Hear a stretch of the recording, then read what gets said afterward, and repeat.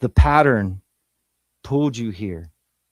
Welcome to Meta Egg. I'm Willie Will, joined by my main man, Kevin Halcott, who walks a fine line between magician, messenger.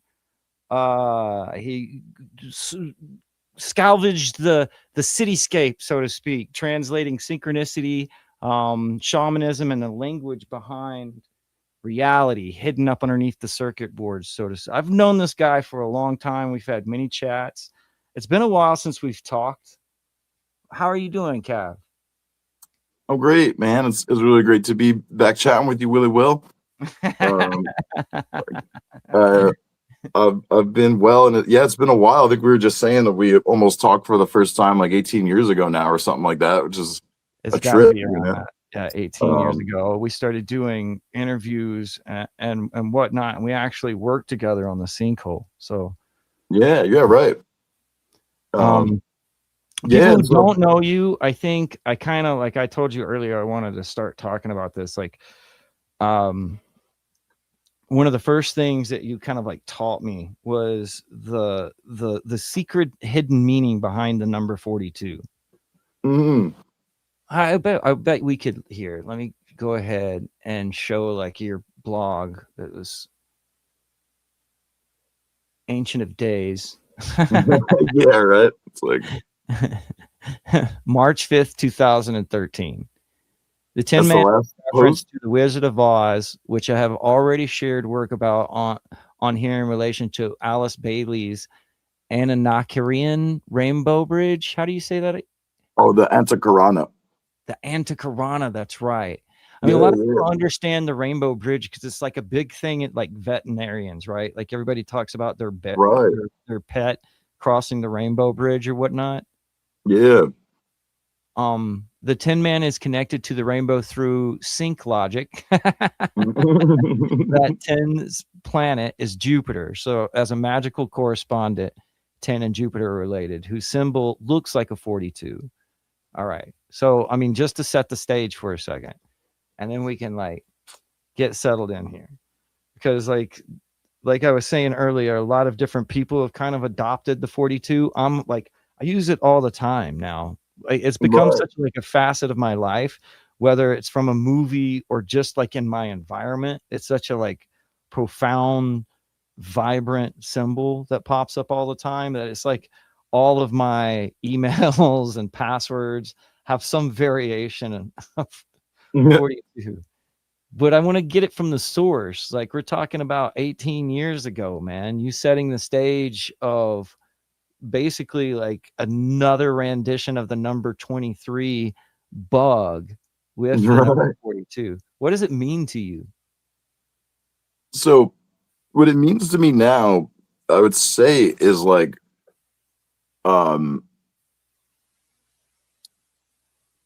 I guess like the first word that comes to mind with me is presence, actually. Presence is the first thing that comes to mind when I think of it now. And also alignment. I'd say those two things are like the key, the crux of what lies at the heart of the 42 thing after all these years of like meditating on its many incarnations, throughout like all the different mystery traditions of the past, then all the way that it's like woven itself through the collective unconscious and, stretched across movie screens and all this, And so, the two things that like I've noticed through all the years of reflection is that the real two essential words that come to mind for me is presence and alignment, and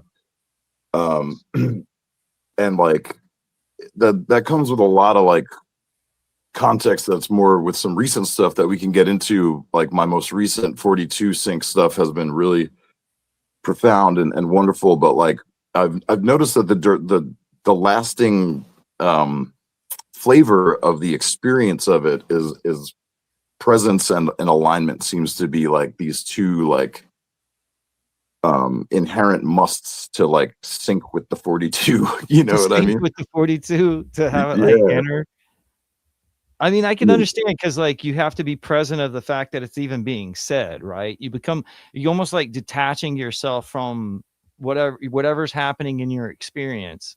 And like the 42 walks on almost like an actor on a stage. Like in a movie, it's almost literally like that, right? Because like the actors will be talking and you're kind of focused on that. But in the background, there'll be like a 42, or it will be like, meet me at mile marker 42 or some stupid shit like that, right? Or it will happen like continuously or within the same actor or so, or whatever, like it's following them around. But the 42 will actually like follow you around inside of your own like habitat, right? Like, because it will like pop up on like license plates, or just like on an airplane, or on a hotel room, or where you met this hot chick or whatever. Like there's all these like things that it will like kind of attach itself to. Right. I don't know, but like, and you're right about it kind of shifts, right? Like at first I thought it like meant Jupiter or luck, but now you kind of like feel like it means that you're being present, or that you're aligned with, I guess, what, your true will. It's yeah, like, dude, it's weird because the sync thing for me with all this stuff was like, you know, to rewind on it a little bit, like I definitely came to the 42 like fresh off of reading Robert Anton Wilson, and the whole 23 Enigma was like such a like resonant kind of thing, because as a kid I grew up collecting little things, and I had this tendency of, since I was a child, like of making sense out of the universe and believing I kind of had these pieces of a puzzle coming together. And one culture will call that early signs of mental illness, another will call that early signs of shamanism, you know what I mean? But Right. I've certainly come to find that that thing is a, it's a cultural barrier thing. But like but what's really interesting though is that like the 23 thing, when Wilson propped that out there, I had already been syncing with different numbers and forms as a teenager, just like without any of this sync consciousness. I didn't know there was a name for it. It just felt like a cool mystery, like something like, X-Filesy or something, and so I was like taking even like notes in high school about patterns that I was picking up on, and even in films. Like I remember I was writing in probably like had to be 11th grade or something, about the zombie theme that was popping off so hard in pop culture. And I was beginning to get pretty hip to like, I've been smoking pot and just kind of like starting to pick apart history in my own way, and I was like, oh man, I see this, like, the zombies represent like kind of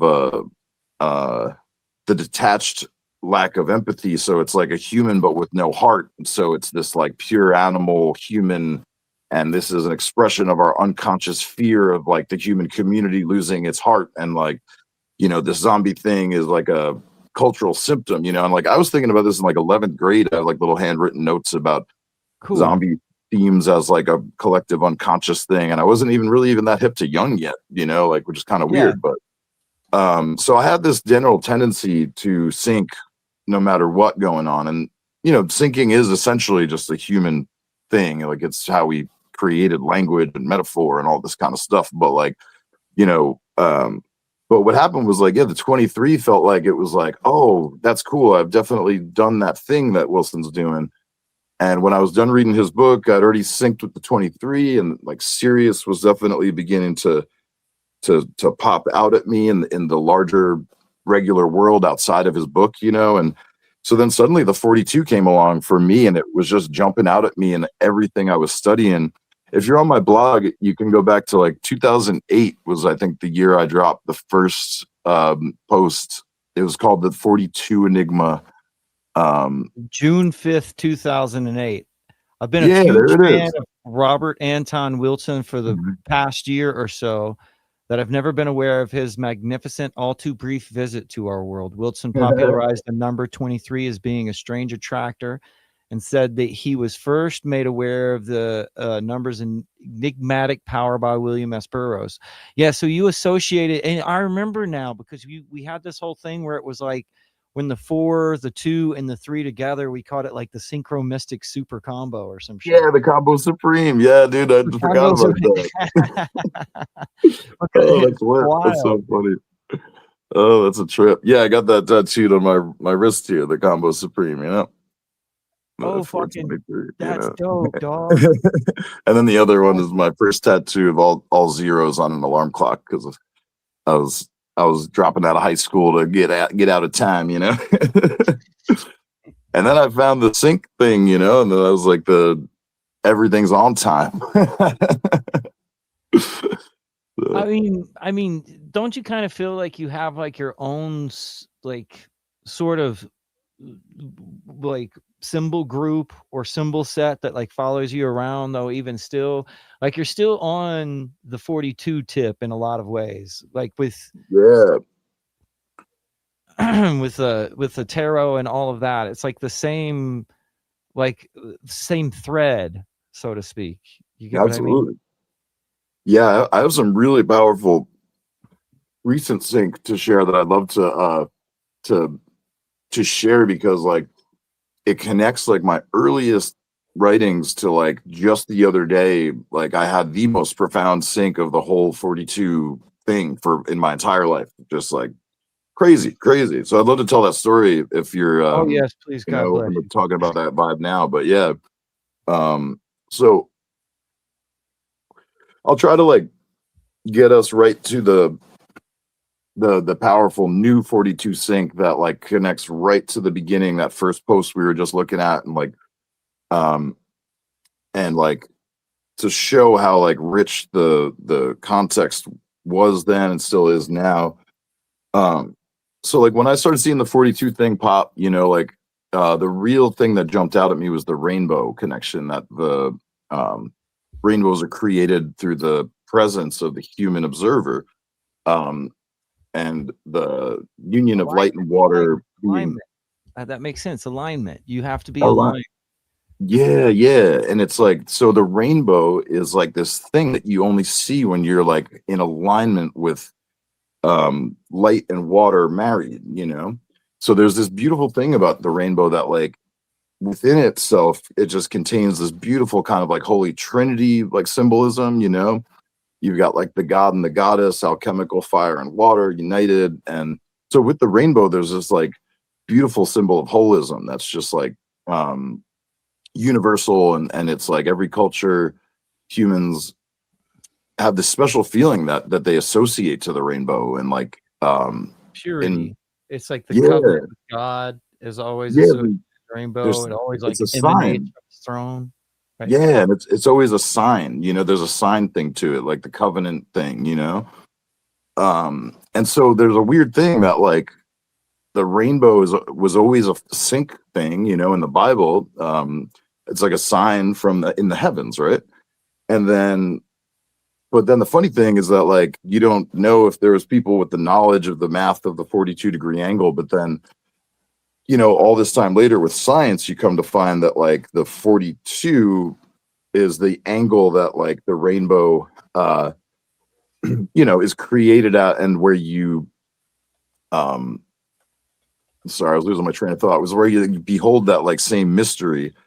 And so the 42 becoming a sync and a sign like later in humanity, is just very fascinating because like there seems to be a gap where like there was probably like maybe not exact scientific knowledge of the 42-degree angle, who knows, but the rainbow was a sign, and now there's the knowledge of the 42 thing, and there's the Hitchhiker's Guide, and the 42 is still a sign, the rainbow is thus a sign. It's a sign of or what the earth or the universe is all about, or whatever. Like I get it.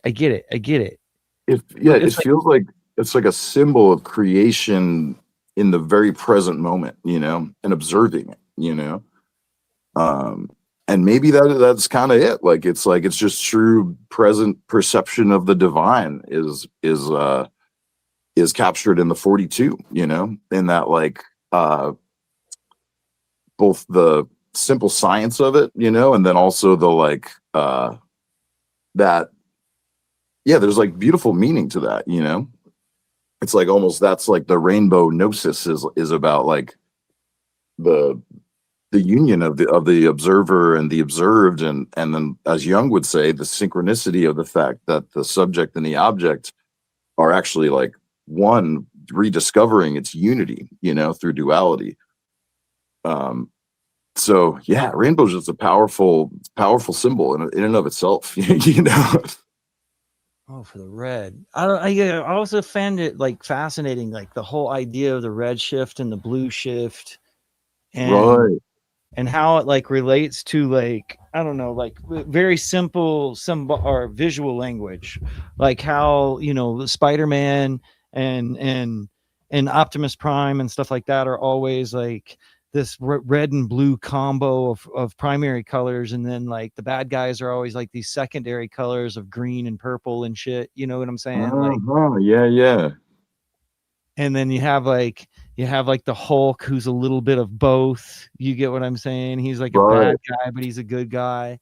I don't know. Like color, the Yeah. fact the color or the Jedis, of course, with the red lightsabers and the blue lightsabers, and of course that being like all of this being color coded kind of towards like the Kabbalah tree of life, so to speak. Right.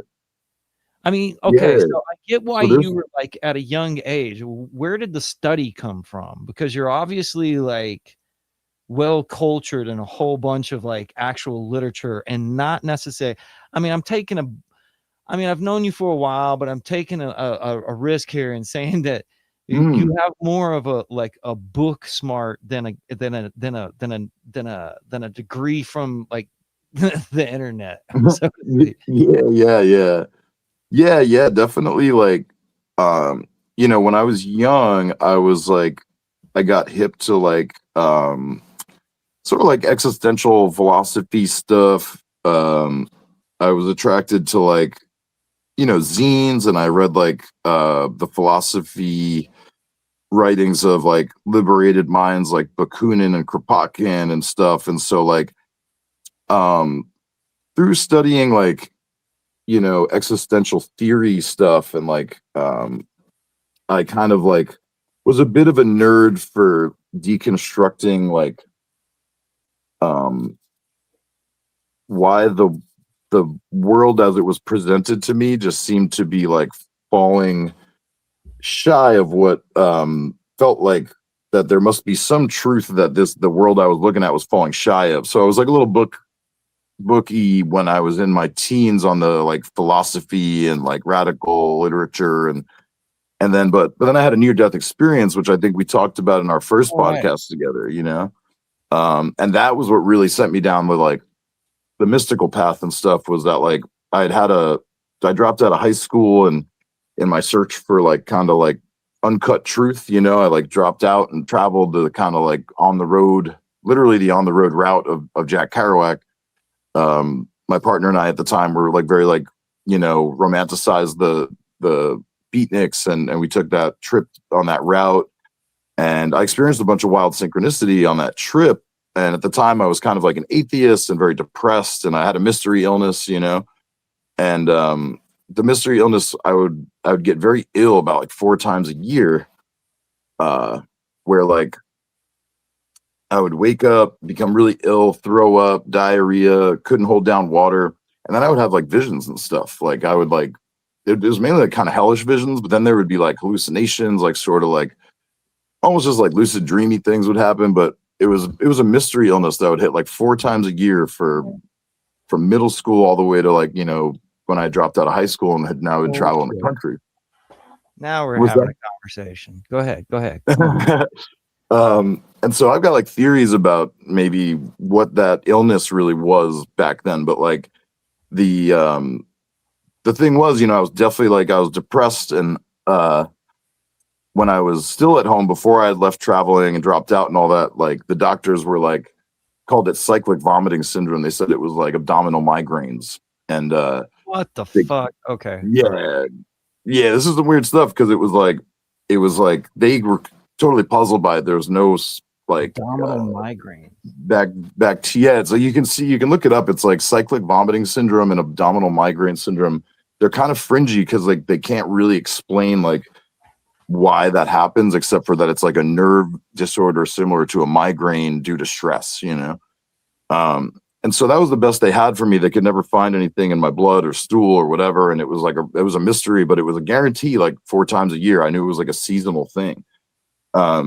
And so when I dropped out of high school to like go on my like journey, my walkabout kind of vibe, and kind of like put myself in the hands of the winds, kind of like the fool's journey vibe, you know, like and I was like searching for meaning and trying to find, you know, like what lies outside the cultural matrix, and just blowing the wind and kind of like, you know, and have like, I had a bunch of great conversations traveling the country with like weirdo heads that were like, oh yeah, Bible prophecy in 2012 and, you know, all the stuff. This is like 2006, you know, so like this is when I first started catching wind of conspiracies and the magical, you know, prophecies and things like that.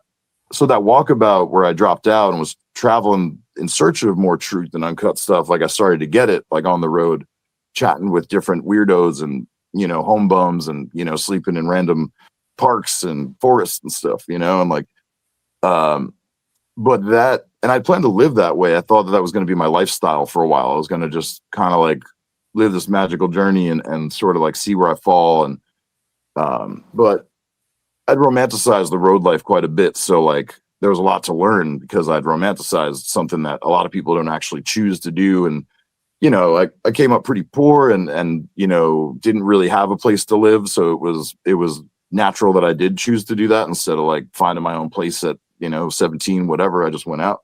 But anyway, you know, putting my hands into the chaos of things like that, synchronicity became just like boom, boom, boom, like so strong because, you know, the timeline was open now, you know, because like the alignment was changing and there was now mad potential in the air, you know.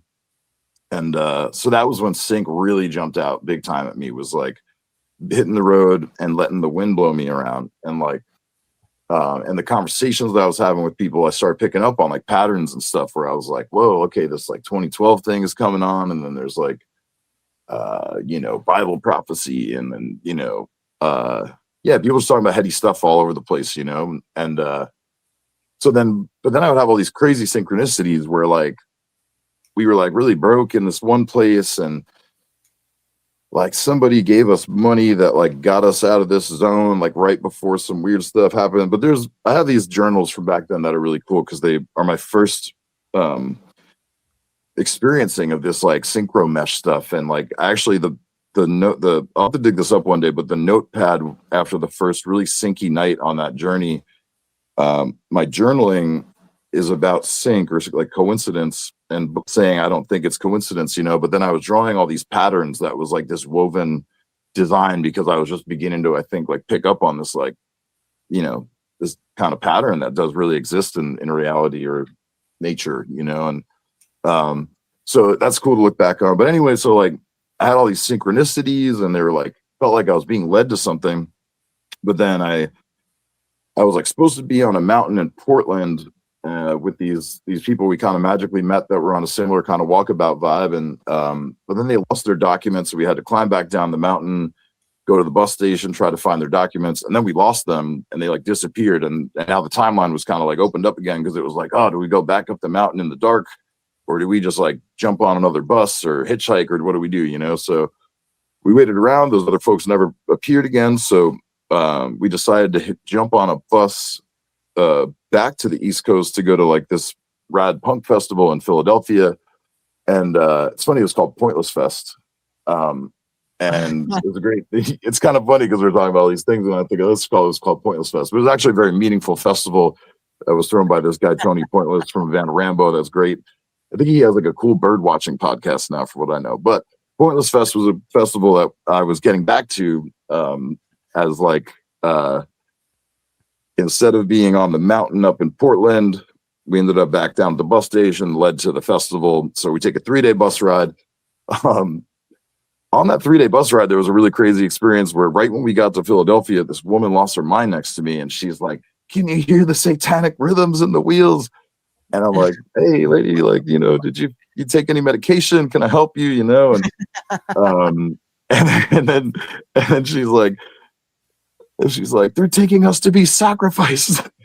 And I was like, "What? No, like chill out." And I had like a cool like nose piercing at the time, and like it was kind of like a tusk, but it was like a fake, you know, tusk thing. And I don't think that was helping her like episode or anything, but she was like, "You're a Viking" or something. And I was like, "Ma'am, we're gonna get you help soon. Just like, where do you gotta be?" And so it was just kind of weird though, that she had that meltdown as we were like pulling up. But like oddly enough, like as she was beginning to have that meltdown, I could feel my like episode thing coming on as I was arriving in Philly too.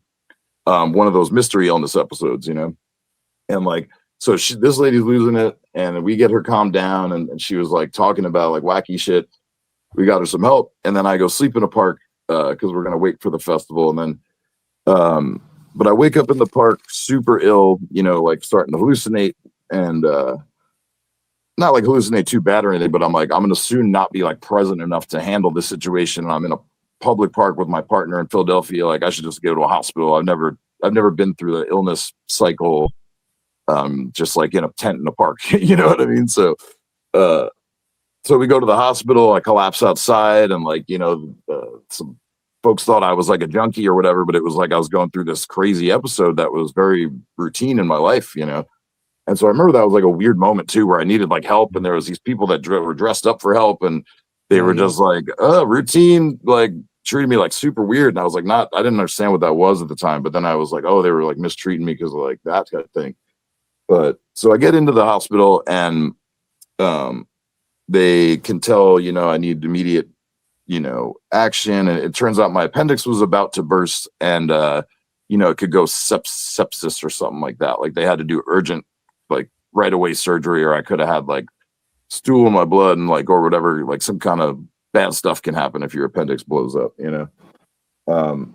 But so woke up from that surgery thing, and it was just all very fast, you know, and that just like that changed my life forever. Like I woke up and I was just like, oh, like everything is happening for a reason. There's something going on, you know. Like it was just weird, like my depressed, like, you know, disenchanted head state had like just disappeared in like the time between like saying goodbye to my partner going into that surgery, and like, and the world that I had kind of been running away from in a sense, also like by traveling around and trying to like kind of avoid integration into, in a way, like I just suddenly wanted so badly to be like back in that world and like fully in it, you know. And so then that was kind of like where the sync journey really kicked in, and the study journey and like the spiritual journey started, because I was like, what is this all about? Like, why did I go on that crazy journey, and why did I get led around?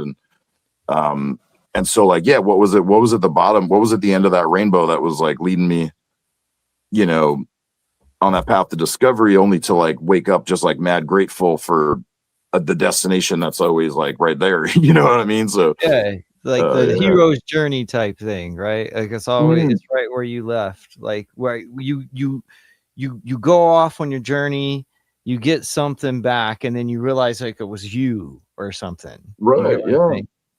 Like totally. You realize that the treasure that you were going after was with you the whole fucking time.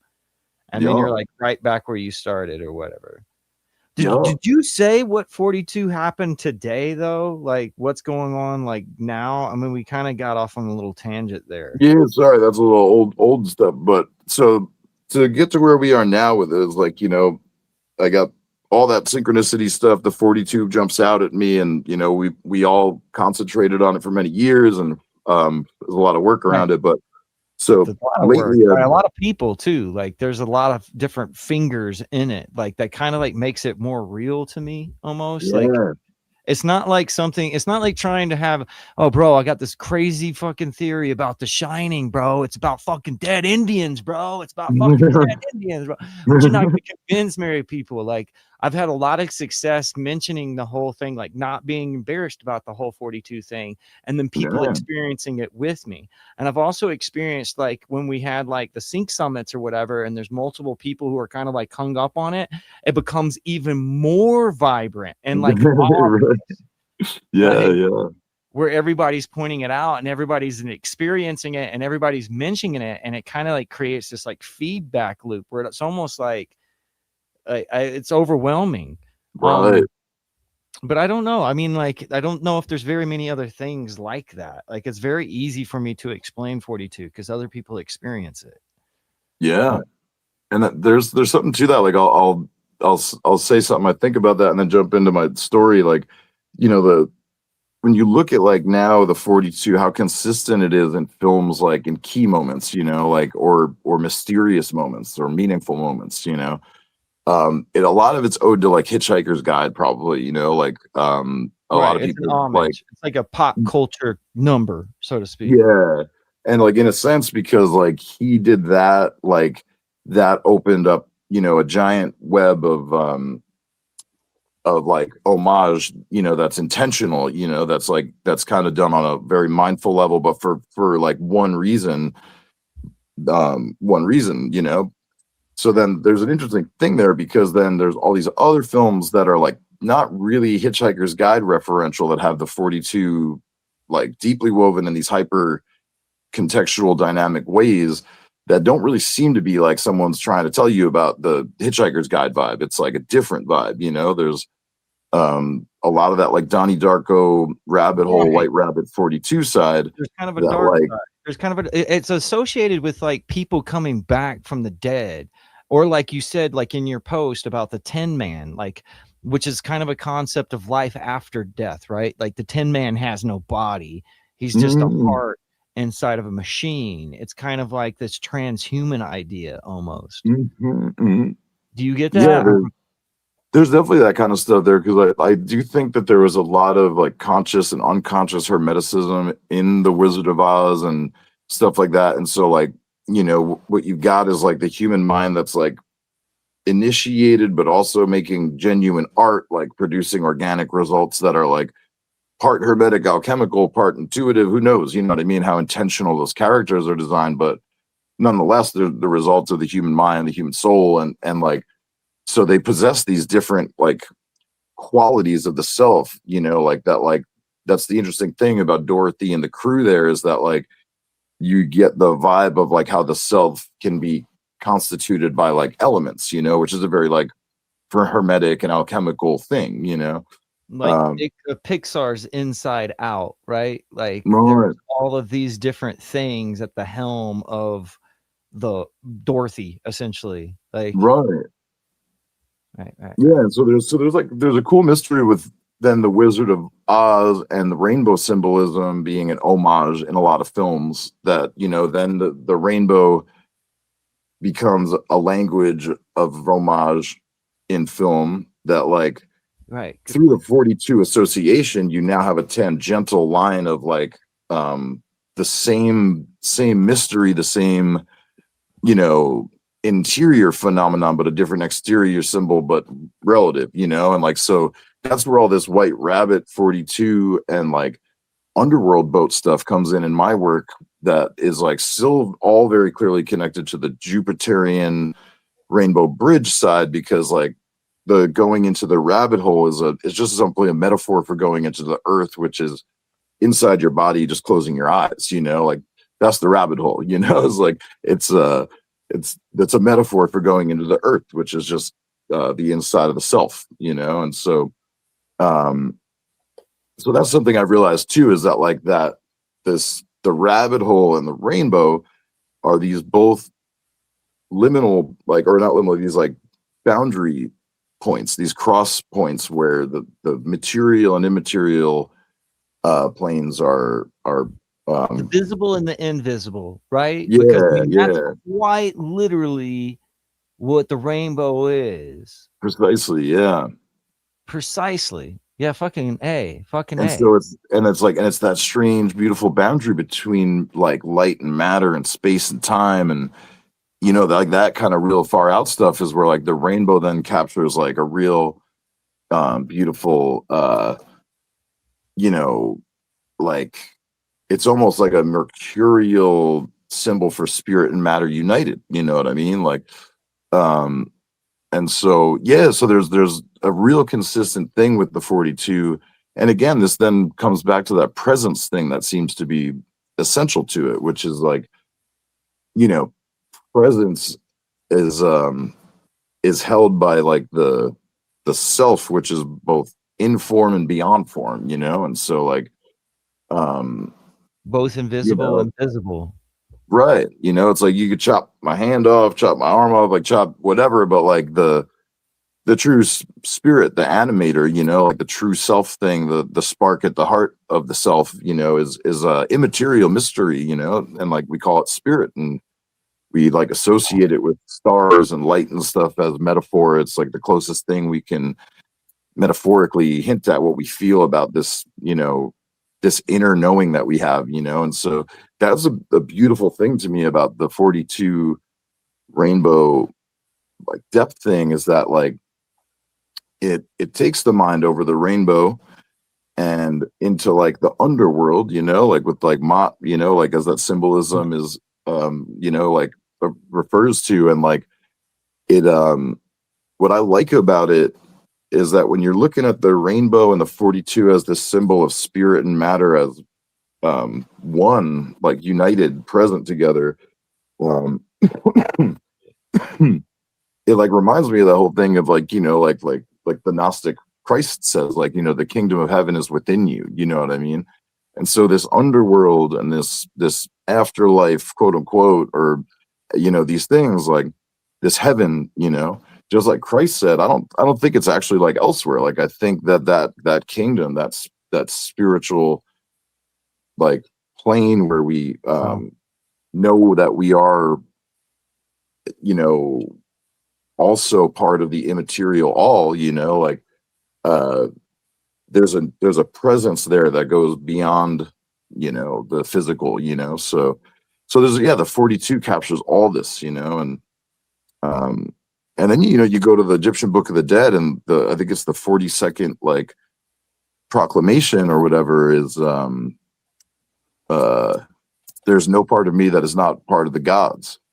And so that's another beautiful thing, because there you have like a person in their earthly form, assuming the role of identification with the Godhead, which is what they say is like the goal of all mysticism, enlightenment, individuation, like so with the 42, it really, it has just so much context, and like, but it all seems to really have like spiritual context. And that's like why I started writing about it, with like in regard to also the Kabbalah. You've got the 42 letter name of God, you've got the veil of Peroketh, you've got the veil of Kesheth, you've got like you said, Mott, when you die, you're supposed to be basically put to task the 42 different principles, or like 42 different tasks that you had to do when you were alive. And if you don't perform those 42 tasks, like it's kind of like a 10, there's like the OG 10 commandments, you know what I mean? It was basically like it's called like the 42 principles of Mott, or I think it was called the twofold truths or something as well. But like, but yeah, essentially there's also, I think, 42 assessors for like each truth, I think also, but basically it was 42 kind of like commandments to live by, so that at the end of your earthly life, your heart, if you live by these principles, is light as a feather, and you are not earthbound, and you can kind of like graduate onto whatever the like their cosmological next life thing is, so that's my understanding of the duat, is that like living by the 42 principles of Mott guarantees like ascension to the next life or whatever, so it's a very spiritual number for them, with like daily life. I think Egypt was broken up into like 42 different kind of zones, and Mott was like essentially the very body of the, she was the matrix. That's where we get the word matrix. And so this is where we can get to like the newer synchronicity stuff that I'm cracking open, that like Mott is really starting to present herself real firm and strong. It's like it's starting to trip me out, like even as somebody who's been syncing with her for a long time, it's like she's rising up in the collective psyche, man. It's she's been popping up. She's been popping up, he says. Yeah. It's like, but yeah, like I have some really trippy personal sync to share on that, but like, it's really strange. I saw like a kind of like, whoa, that was weird. What the fuck? What the fuck? Hey, Garrett. Maybe I'm not supposed to talk about what the fuck goes, but I don't know. That was a little sketch. Hey yo. Hey-o. No, I was gonna take that. But What was I gonna say then? Where you have a sync, you have a we were talking Oh about. yeah. Well, so there was some weirdos like like another whatever. Like there's some stuff going on with like like AI becoming this like like people are having like AI turn into government. You know what I mean? And Right, like okay. so like there's like a sketchy thing where there's this like Lady Justice Mott, like is like turning it, being made into this like computer version of it's like, like a shadow of the true like kind of spiritual nature of Mott, something like that. I don't know. It feels a little like there's a little danger to some of the like uh um just over leaning into the weird AI dystopia, you know what I mean? So there's a shadow world where that like Philip K. Dick dreamed of all those like Adjustment Bureau particularly, and like I think it was that one, and there's like Minority Report, all kinds of weird dystopian justice themes, um Mott being the the sign of like Libra, the scales of justice, and you know Oh, yeah, she definitely has the scales, right? She like well, weighs her heart against again the heart from like the Tin Man idea, but she weighs your heart right, against a feather, an ostrich feather, right? On right, the yeah. on the balances. The balances are kind of important. Yeah, and she's like the mother archetype of Lady Liberty, like Lady Justice, like the one Oh, right off the shores of New York, and you know, and so she's like, like the whole archetype of Libra basically is based on Mott, the scales of justice, law and order. You go to the right. show Law and Order, there's that guy that dances with Patrick Swayze, who's a big 42 sync dude. Patrick Swayze plays a ghost in the underworld in Ghost, and then like in Dirty Dancing, the father who he's got to like win the approval of is like the dude from Law and Order. So he's like syncing with Mott through the Law and Order guy, like and the Oh, of course, scales. there's the 42. Okay, so you mentioned the one from Ghost, right? Is that what you said? Yeah, Swayze's like a ghost in the 42nd Street underworld in a subway in Ghost. Right. I always thought it was cool because like the subway is used in Matrix like shortly after too, right? The subway is like this Yeah, whole even I think that there's a movie out right now called Exit 8 that's basically like this backrooms idea. But the backrooms idea is like originally started in the subways or whatever, right? Like even with like the Teenage Mutant Ninja Turtles or like right, it's kind of like this HP Lovecraft feel to it, right? Like there's something going down mysterious in the subways. right, But right. And then but there's there like, yeah, the go ahead, go ahead, go ahead. very Like meta. he's like got the 42 behind his head, right? Where he learns how to like push the fucking can and shit. Yeah, he's doing like the like material, moving the immaterial stuff, and like so like in my like film a thin skin or membrane videos, it's like pretty much I think the first one that gets right into like Patrick Swayze's 42 sinks because he also like wakes up Donnie Darko in the golf course. Donnie's got the 42 on his arm, looks up at Patrick Swayze, and like so then like you got Swayze is like playing a ghost in the 42nd Street subway and in the film Ghost, and then in this other film Dirty Dancing, he's like with the dude from Law and Order. So the scales of Mott, Right, are right, like this right. dude's logo. So you just some Baby's interesting just dad. Baby's dance dad. of yeah, right. Yeah, yeah. No one messes with baby or whatever, right? And Nobody puts baby in the corner. yeah, yeah, yeah. It's funny. But like, so I just like there's a funny dance of sync and symbolism that like, like with my film Thin Skin or Membrane series, I kind of started to like capture how you like these like archetypes become sort of consistent when we're dealing with certain like phenomena, like dealing with the borderline between the physical and the non-physical, So that's kind of what the early 42 sync stuff was all touching on. And so in films, you get all these different flavors of it. Like you get the like Hitchhiker's Guide 42, you get the Right, Rainbow from Wizard of Oz, you get the Alice in Wonderland 42 Rules of the Underworld, right. and you get the Rabbit Hole, and you get like all these other things. And so all All the together, 2001 relationship and all the Kubrick relationship and all of like what right, people perceive that to mean as well, like kind of like compiles into it's like almost too much. You know what I'm saying? Like Yeah. the meaning gets muddied.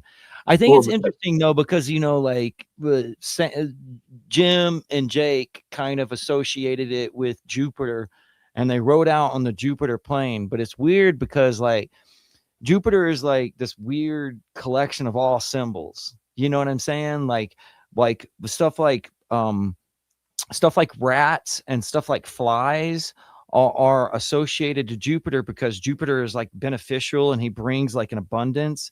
But because of abundance, there's like some sort of decay. You get what I mean? Right. And I feel like hit being associated to Jupiter is appropriate because there's too much. There's too many 42s. Like there's a little bit of decay of meaning because it's so proliferated or whatever. Like, you get what I mean? You get what I'm saying? Yeah, totally. And like did want to say too, there was a really big sync when I, met with Jim and Jake, and we all started working together and like combining our sync, together. And what I thought was really cool is that Jake and Jim were really tuned into this Jupiter stuff because Juan Flores from Peru is teaching indigenous wisdom about what Jupiter is from like a whole different angle, and Juan was also a bit of a student, I think, of different religious stuff, but like not coming at it from the totally like hermetic angle or anything, from what I understand. But so then Jake and Jim have this Jupiter angle of like 2001 Space Odyssey, and like the cool thing is that Jupiter's symbol is like the crescent over the cross that makes the 4 and the 2, So what you've got is spirit just like over matter. So it's actually like Jupiter does represent the kind of victory of spirit over matter in a sense, like whereas Saturn then puts the cross above the crescent of spirit and matter dominates spirit, and Saturn is the planet of limitation. Bro, my cracking dog. Yeah, dude. So you get this beautiful thing of like Jupiter is the expansion of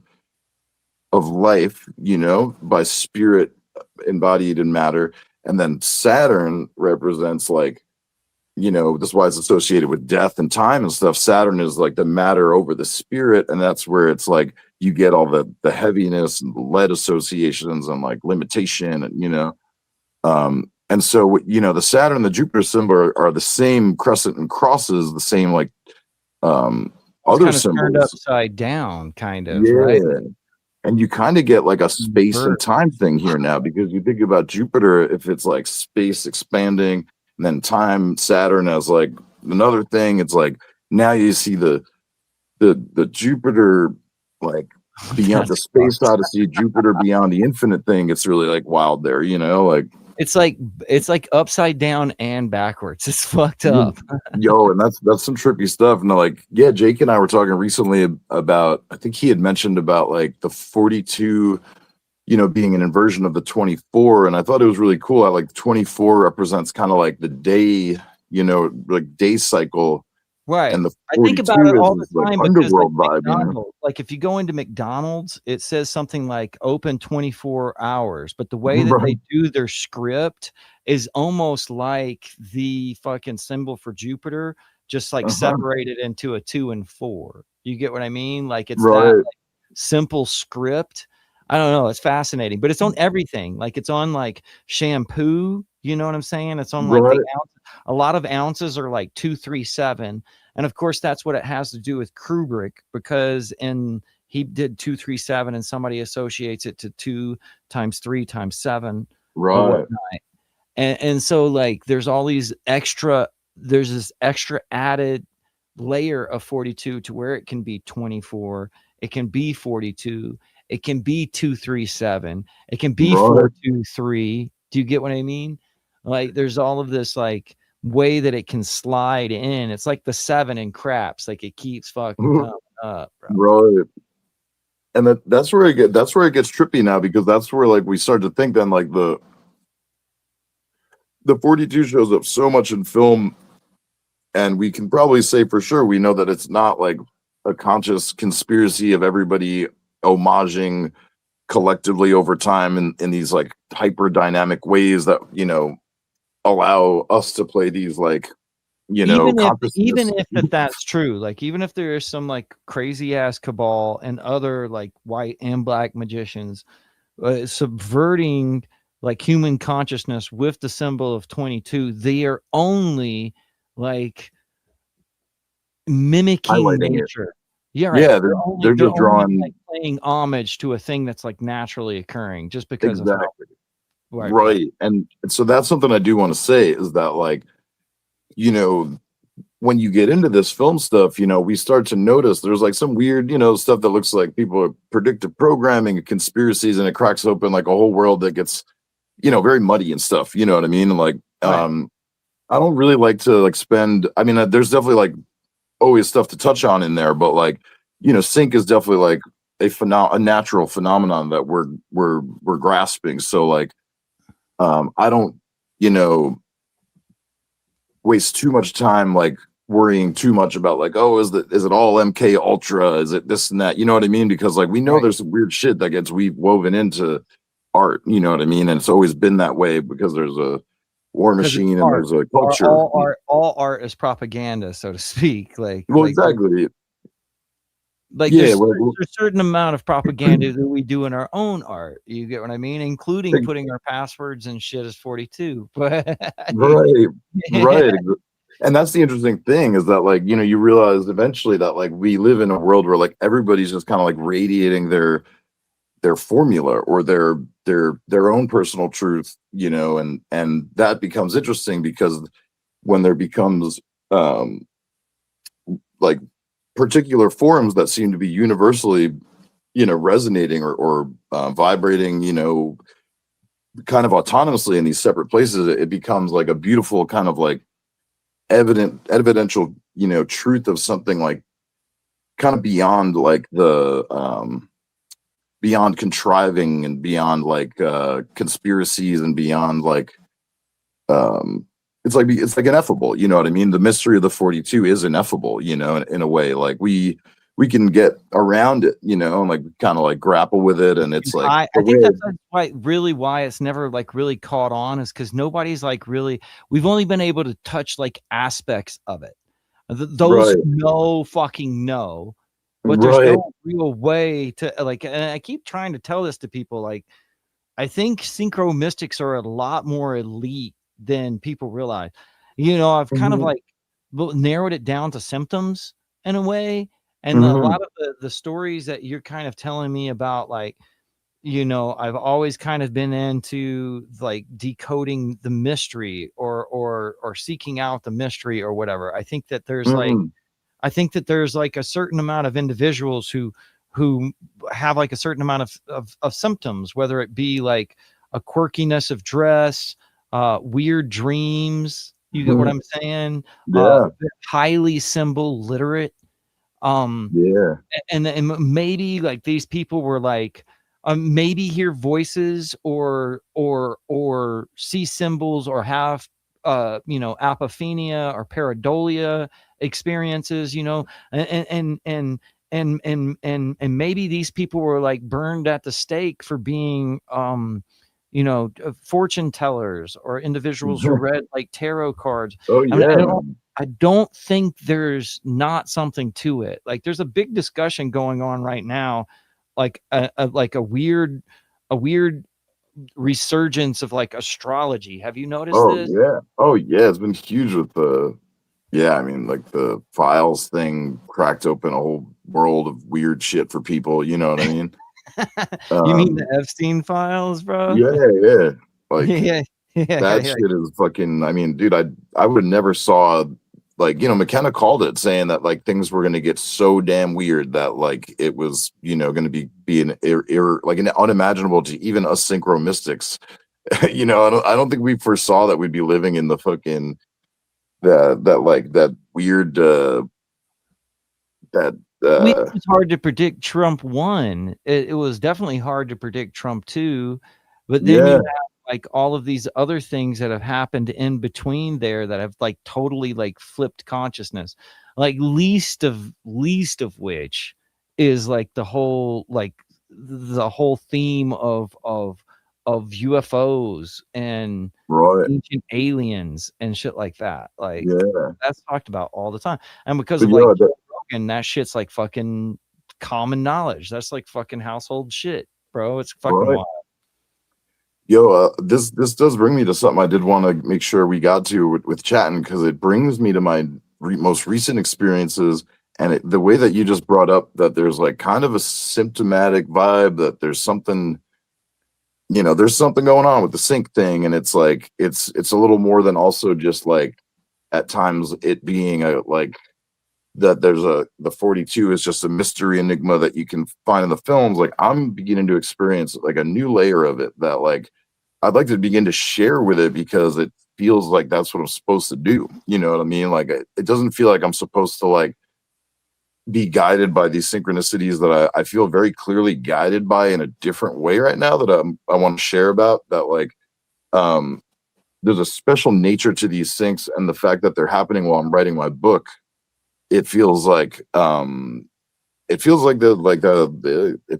like being led. You know what I mean? It's like a different kind of vibe now, and like and it's not like and I'm not like talking in like some crazy way, you know what I mean? Like I and for a long time have navigated sync awareness and my mystical practice and daily meditation, and I, especially in the past with when I was using getting intoxicated more, like I might have been a little more of a Dionysian like artist and not as much of a shaman or whatever, but have always been the same person. And as of recently, I've like kind of stepped back into my path, like realigned very particularly, and like have experienced a new type of sync that's just like getting wild, like it's really interesting. Like so I'll tell the story that like it connects to the very beginning of all this, that is like really trippy. And I guess it's this comes with telling you about my book, I guess. So last year I was wrapping up my season, and I worked through this injury. I was working on like a giant, really cool like wall foundation, because I'm a stonemason, and also that came along totally organically. Like it didn't come through like interest in Freemasonry. I just like started in a wait, like because that's important to say. When you say you're a stonemason, you're not a Freemason. Not yet. Yeah, no, I haven't joined the lodge yet, but I have recently been talking with some brothers about getting involved in the local lodge, because I've been feeling like I'm being led there. It's real tripped. Wow, interesting. And I have ancestors possibly like, and there's some interesting stuff here that we might get to, but like there's not masonry currently in my family, but the Halcotts are the first settlers of like the Catskill Mountains here in the Hudson Valley. So there's a Halcott Mountain, and wouldn't you believe it, it's Route 42 that bisects Halcott Mountain. So this blew my mind to find out. I didn't even know that this mountain existed, or that like I didn't know my family had this history for quite some time. But it was crazy sync to realize that Halcott Mountain was a thing, and that Route 42 cuts through it. It's like, what the hell? So this ties into some really far out stuff. So like I'm working on this wall last year, and then I get this injury, and it's kind of interesting because the injury that I have is a pinched nerve in my neck, and it's in this area where like it's called like the Atlas something of your spine, and it's because Atlas like holds up the world or whatever. And to me, there's a funny thing of, it holds exactly. And so I have this like pinched nerve in like the C6-7 of my spine or something, somewhere near this Atlas stuff. And it kind of synced out for me because I've been so busy in the past years and just kind of taking on too much, doing too much. So like the injury feels like sinky in and of itself, like, so toward the end of last year, I started kind of crashing out and like, just, stress and injury and stuff like that. And I was like, I was looking at morphing. I had to like morph my band project because we were going from being like kind of like this like purge project to just like put all this pain into some music, and then I wanted to kind of like flip the script and like make the band into this like positive thing that's kind of about transformation and like growth. So we changed the name to Writhers, which is a kind of an interesting thing to have to mention because serpent stuff gets into the sinky sauce here, but like so. Last year, I kind of start to pivot, and I'm like, damn, I'm injured. I should start working on this book I've been meaning to write, and I'm going to change my band name, and, that's going to be the flow of the winter. So I go into the winter and I start writing the book.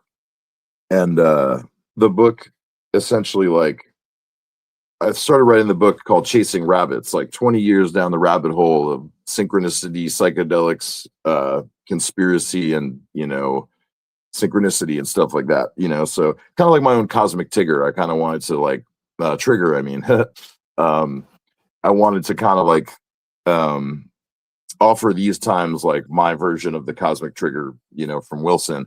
Because my story ended up being, just for the record, cosmic Tigger still applies in a very Kotzian way, but just for the record. But go ahead. Right?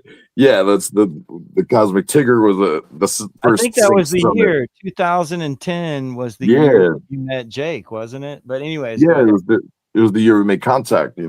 Right. So that's a whole syncy part of this whole thing, but that's like the earlier things. And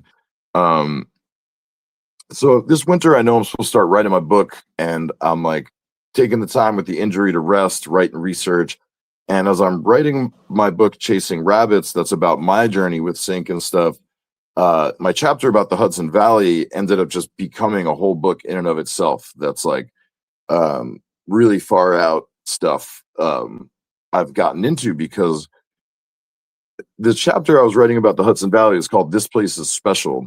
And now I've realized that's like the title of the book I'm actually working on mostly right now. So This Place is Special is a book that I'm writing. It's about the Hudson Valley, and it's about the history of the land as like a, from the perspective that it's part of, there's a lot of prophecy running through here, and there's like a lot of history here that isn't spoken about, so like what my book is going to celebrate is like it's the spiritual history of the Hudson Valley, where I live in upstate New York. And it's like about how around here there's all these different like mysteries. It's the Roswell of the East Coast, so in Pine Bush here we have the giant UFO mystery thing. And then we also have over here in Putnam County, we have all these really mysterious stone chambers that are like potentially druid, in nature. Like they look really very much like ancient English and Irish druid stoneworks. So then, what you've got in the Hudson Valley is like, and then there's these other stoneworks that are like even older, that are like indigenous, pre-colonial stoneworks that are serpent mounds and like, other stone structures like mounds and turtles, serpent structure things, So the Hudson Valley has got UFOs, it's got some mysterious stone chambers, and it's and then it's also got, the history of the early colonial settlement, so there's a lot of like early Masonic history in the Hudson Valley. And the whole East Coast of America is part of the beginning of this great experiment, like as the creation of America, we know, was like a in my opinion, a pretty like beautiful experiment, like a beautiful vision of a new world.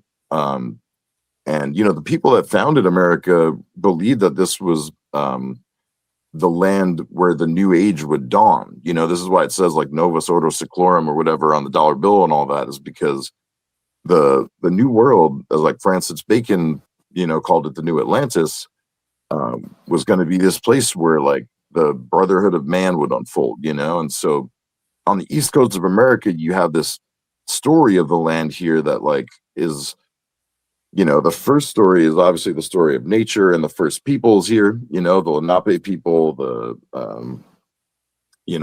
Mohawk and the Sopus, and there's a lot of Algonquin. There's many people of this region, that stewarded the land, Yeah, it's a really beautiful, rich history here that's like very like unprotected and untold. And I'm actually being called to begin to tell the story of this land more. And with my book, I'll be highlighting some of the really rich history of indigenous stoneworks that are here, that are cosmologically aligned in really fascinating ways that actually connect with like even the people that came over later as colonists, So here's some really wild sync. This starts getting real trippy now. Like this is where everything starts getting where the rubber hits the road, right? Yeah.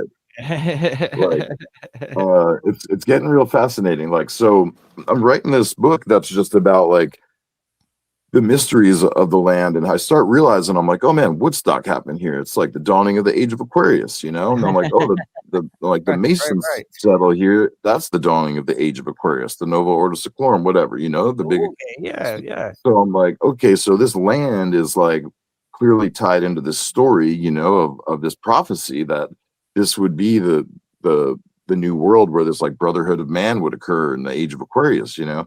So I'm starting to look at Woodstock as this kind of cosmic window thing, you know, that like kind of opens here, that like to me it demonstrates like a moment where that prophecy was like really unfolding, you know. Um, and Woodstock became kind of a symbol to the whole world, you know, of peace and all this stuff. So like what I begin to realize is like the Hudson Valley has a very special flavor in New York. That like you got New York City, you got the Big Apple, right? And that's like the belly of the beast. All the business goes on there, and there's like, you know, all that stuff down there, business, business, business. all, And that- then all those yeah, things that happen down there. yeah, business, business, business, you know, like there's beautiful art and stuff too, but maybe too much business, who knows, whatever. But like, you know, there's business, and so then the Hudson Valley becomes kind of like, oh, maybe more like Eden. If that's the Big Apple, the Hudson Valley's got a kind of Eden quality. And so I started Oh, shit. thinking, you know, that there's like a vibe that like and I feel like Jim had said this to me once, that maybe Juan had taught him this, that like, you know, every city has like kind of like a nature temple outside of it. That's where you like really go to retreat, get close to God and stuff, you know.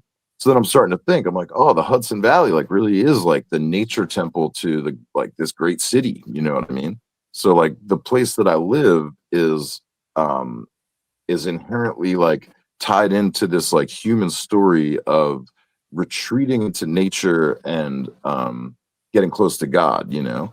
And then Yeah. so you then have a whole bunch of potent metaphor there that, you know, is like is very ample with, you know, Christ, Buddha, all that stuff, you know, getting away from the village a bit, getting close to, you know, the divine and stuff, you know. And so then the Hudson Valley has this whole history of retreats, and it becomes the Catskills, and that's where you get Dirty Dancing. There becomes this whole economy also around retreating to the Hudson Valley and the Catskills.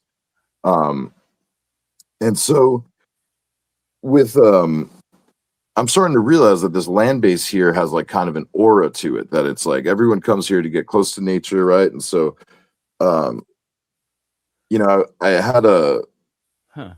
there's this other thing that like the particular ridge where we live here is it's all made of like quartz. And so the Shawangunk Ridge and the what's known as the Wall of Manitou, all this stuff, there's a giant, all these mountain structures that are like Wow. ridges and things that are made of quartz. So then you've got these like kind of quartz crystals that are like kind of part of the land here that like makes the place kind of also like a satellite thing, you know, like, or not like, you know, like a computer chip, you know, like quartz is where computer chips used to transmit information and shit, you know, or like, so like, then I'm starting to think about, I write about the Hudson Valley in this book, like, so there's the geological mysteries of the place, which is that there's also like large deposits of minerals here that create electromagnetic disturbances. And this is where all the UFO phenomena comes up. So you've also got straight up areas that like even the indigenous folk knew were like portals, and they're on ley lines, and they run right through the Hudson Valley here on the 42nd latitude line. So Right, where's right. the It's weird, man, because like the idea of portals and stuff like started with like a fucking synchromystic too, saying that like all of these places usually have like some name that has to do with the devil in one language or another. Do you have anything like that in well, Hudson? yo, Like, check this, dude. Yeah, so here's the big thing. Like I'm announcing this thing too, because so in the middle of all this stuff, you know, I have indigenous genetics, and so like there's all this sync going on where like I'm being called into the Catskills while I'm writing a book about it, going to do a DJ gig, go over Route 42 over my family's name into the Catskills, right? right, right. And then so I'm starting to have these like suspicions that like the Catskills, I'm like, this place gives off like an Atlantis vibe. Like there was probably Druids and Lenape Indians and like Templars all like actually vibing here together at different times. You know, I'm starting to write about that. So as I'm going into the Catskills and I go do this DJ gig, I get to the Prattsville Art Center where there's this amazing artist like Matt Bua who has a little zone there called like the People's Prankster Library, and he's got all this stuff about how the goddess Sophia is actually Lady Liberty right off the coast of New York, and like, and I'm like, word, okay, like this dude's hip to what I'm picking up on here, that like Mott, Sophia, the goddess, you know, is like a thing. Right. There's a thing. There's a thing. Yeah. Yeah. And so this artist like has this art up there that like he knows about the fact that there's like, you know, Atlantis style stone mysteries, and his art shows it like on the walls there, that he knows about the stone mysteries, and he knows about how the, you know, Lady Liberty off the shores is a real symbol of the goddess, because we're in this like area that's rich with goddess energy, because it's like the Garden of Eden up here, you know. And so I'm starting to have this personal thesis that I'm like discovering while I'm like because I start doing more homework, and it's like a lot of the stone stuff around here is like around the constellation Draco, which is like the constellation serpent constellation of the North Heavens, you know. Oh, snake shit. Yeah, so there's a snake thing there, like, you know, where like So, I mean, that would go to the snake mound. So you said you were close to the snake mound as well. Is that so true? there's stone snakes that are connected to this region here, that are connected to the serpent mounds that are in Ohio, and also when I went to Canada in 2010, Jim took me to a place called Manitou Abbey, which is essentially where they said that, you know, is where the creation of man happened, at the center of Turtle Island, The which throne is of Winnipeg, God. Manitoba. Yeah. Okay. Yeah. So I was shown these like stone sites there, and this is the first time that I encountered this thing called Manitou. You know, it's like spirit and stone. It's what the indigenous word for stone and the spirit is. So you see how like stones are like vines, like they're called like veins, right? They're kind of like what we were just talking about. Anyways, go ahead. Yeah. But so as I'm writing my book, I begin to realize I'm being drawn to these serpent mounds that are in the area, and that in Woodstock, right where I live, I'm starting to be called to this area of Overlook Mountain. And now this gets also really crazy, because I got some wild news to share about Overlook Mountain. So like, I'm writing my book, I'm getting booked for a DJ gig in the Catskills. I go over Route 42, I find the work of Matt Bua, and then I continue my research. And my research reveals that there's all these serpent mounds that refer to Draco here. And like, I'm vibing on that. And then I find the research of this great dude, Glenn Rice. What's his name? Right here. Spirits and Stone. Glenn Kreisberg wrote a great book called Spirits and Stone about the stone mysteries in the Hudson Valley. And what this person points out is that like there appears to be like a connection between the astrologically oriented stone structures of the Lenape people around here. And Overlook Mountain is one of the key places. So Overlook kept coming up for me because I found this website that collects all the areas in the Hudson Valley where the mineral deposits are, where these electromagnetic vortexes exist. And so, of course, it turns out there's a giant vortex at Overlook Mountain where there's this serpent stuff that connects to like the mystery of Draco and like the North Heavens, which I believe is really connected to the goddess in a really strong way. That I'm starting to get a strong feeling that the indigenous people and the Masons that settled here knew that this land had a connection to the goddess, right? Starting to feel that. So serpent, goddess, Big Apple. Yeah, right. And then, so that's all coming together, right? And I'm starting to write about that myself, and I'm piecing together my own little puzzle about how the Hudson Valley is kind of like, was actually like an Atlantis kind of, you know, because there's like evidence that like, you know, Templars were on the East Coast pre-colonial times, and there's a lot of evidence for Druids and Templars having actually made it here and possibly even had some interaction with others. So check this. So while I'm being led over Route 42 into the Catskills to the mountains where my family's from, where both my indigenous heritage and my Masonic heritage are from, leading researcher Scott Wolter from America Uncovered. He's like a History Channel dude, really great, like modern Indiana Jones guy. This guy pops out. I wasn't following his work. I wasn't hip to him at all at the time, but his work jumps out at me. All of a sudden I start seeing amazing new exclusive interview with him that drops right when I'm doing my thing. And he says that he has proof that there's a document called the Cremona document that proves that the Templars in like 1198 took a flotilla to like a new land or whatever, and that essentially they landed in this new world, this valley of the goddess, and they went to the mountain of the goddess, which is Hunter Mountain right here, and they apparently met a people called the Lenape people, which is the local indigenous, first people here, and that might be my heritage. I still have more work to do to figure out where my indigenous heritage goes back to exactly in the valley in upstate New York. I know it's northern New York.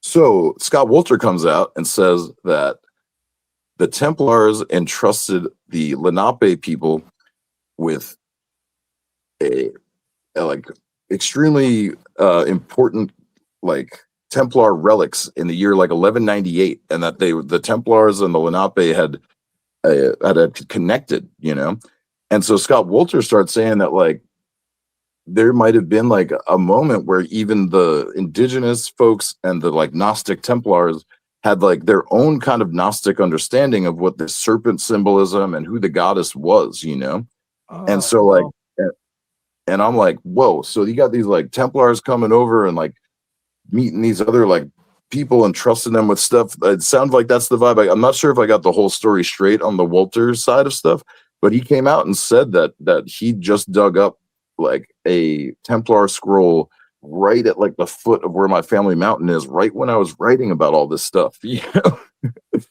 and I'm tripping on that, tripping nuts, bro. So then that's it doesn't stop there. It gets really weird from there because you mentioned the devil's names and all these things, right? Right. So this guy who lives right near me, I'm on the verge of meeting him. I can't wait. He did a presentation recently and I was playing a gig, but he lives about 10 minutes from me. And he's tapped into all this, and he's friends with that Scott Wolter guy from the History Channel stuff. Or at least they've worked together. I don't know what that means, but they've done work together. They refer to each other, I believe. So Scott Wolter, you and I. No, I'm just kidding. Yeah. And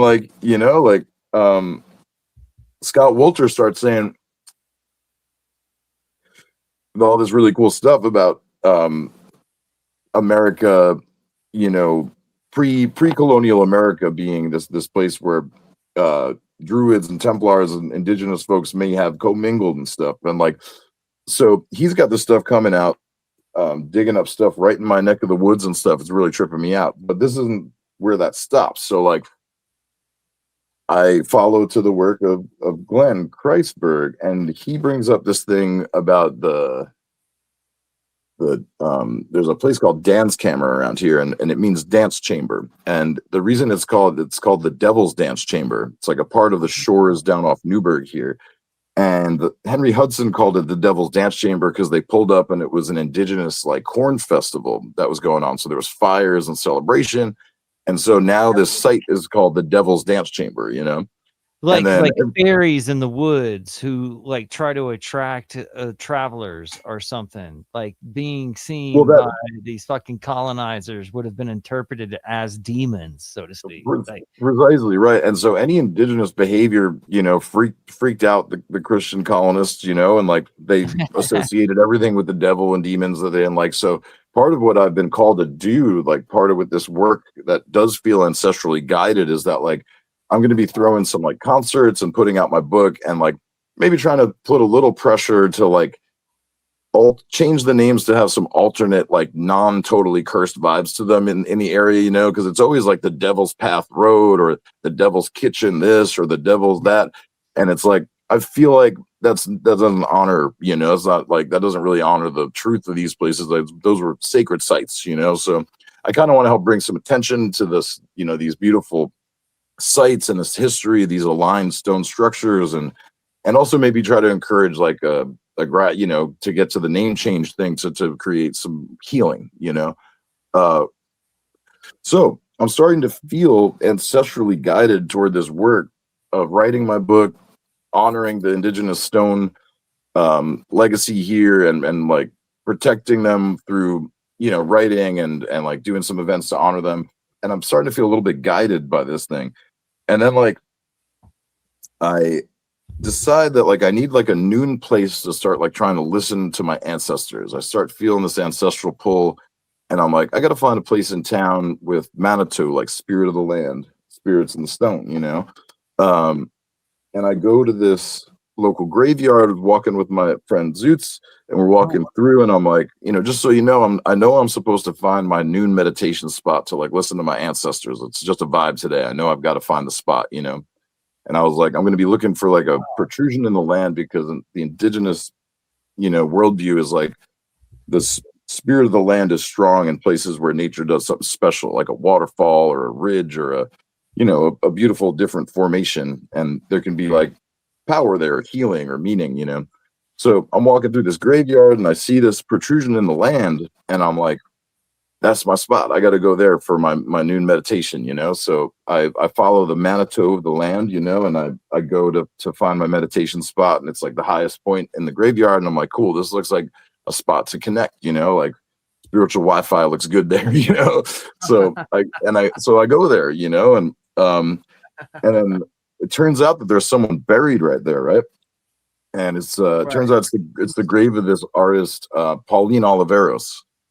And this is the kicker. Like, so my bandmate is a accomplished like experimental artist and experimental sound dude, big sound experimental sound guy. So he knows who she is right off the bat. And he's like, no, wait, dude, you found the grave of Pauline Oliveros?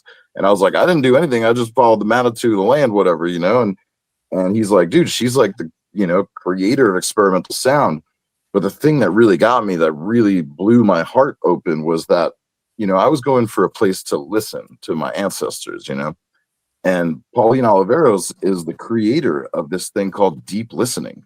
And that was what I found out when I got there, was that her gravesite, I'll have to send you a picture, but her gravesite has this, it's on the stone protrusion in the land. Maybe there's ashes there. I don't know, whatever they did, but her little plaque there, it says still listening. And it's like, so I'm walking like an hour with the homie, and I tell him I got to go to a spot to listen to my ancestors. And then I find the spot of deep listening, and there's this plaque that says still listening, you know. I was like, you know, like, wow, man, you know. And so, you know, I'm like, and I was going through some stuff at the time too, some like some emotional changes and stuff at the time. So there was this sync was kind of powerful. But then check this. So a few days previous, I'd been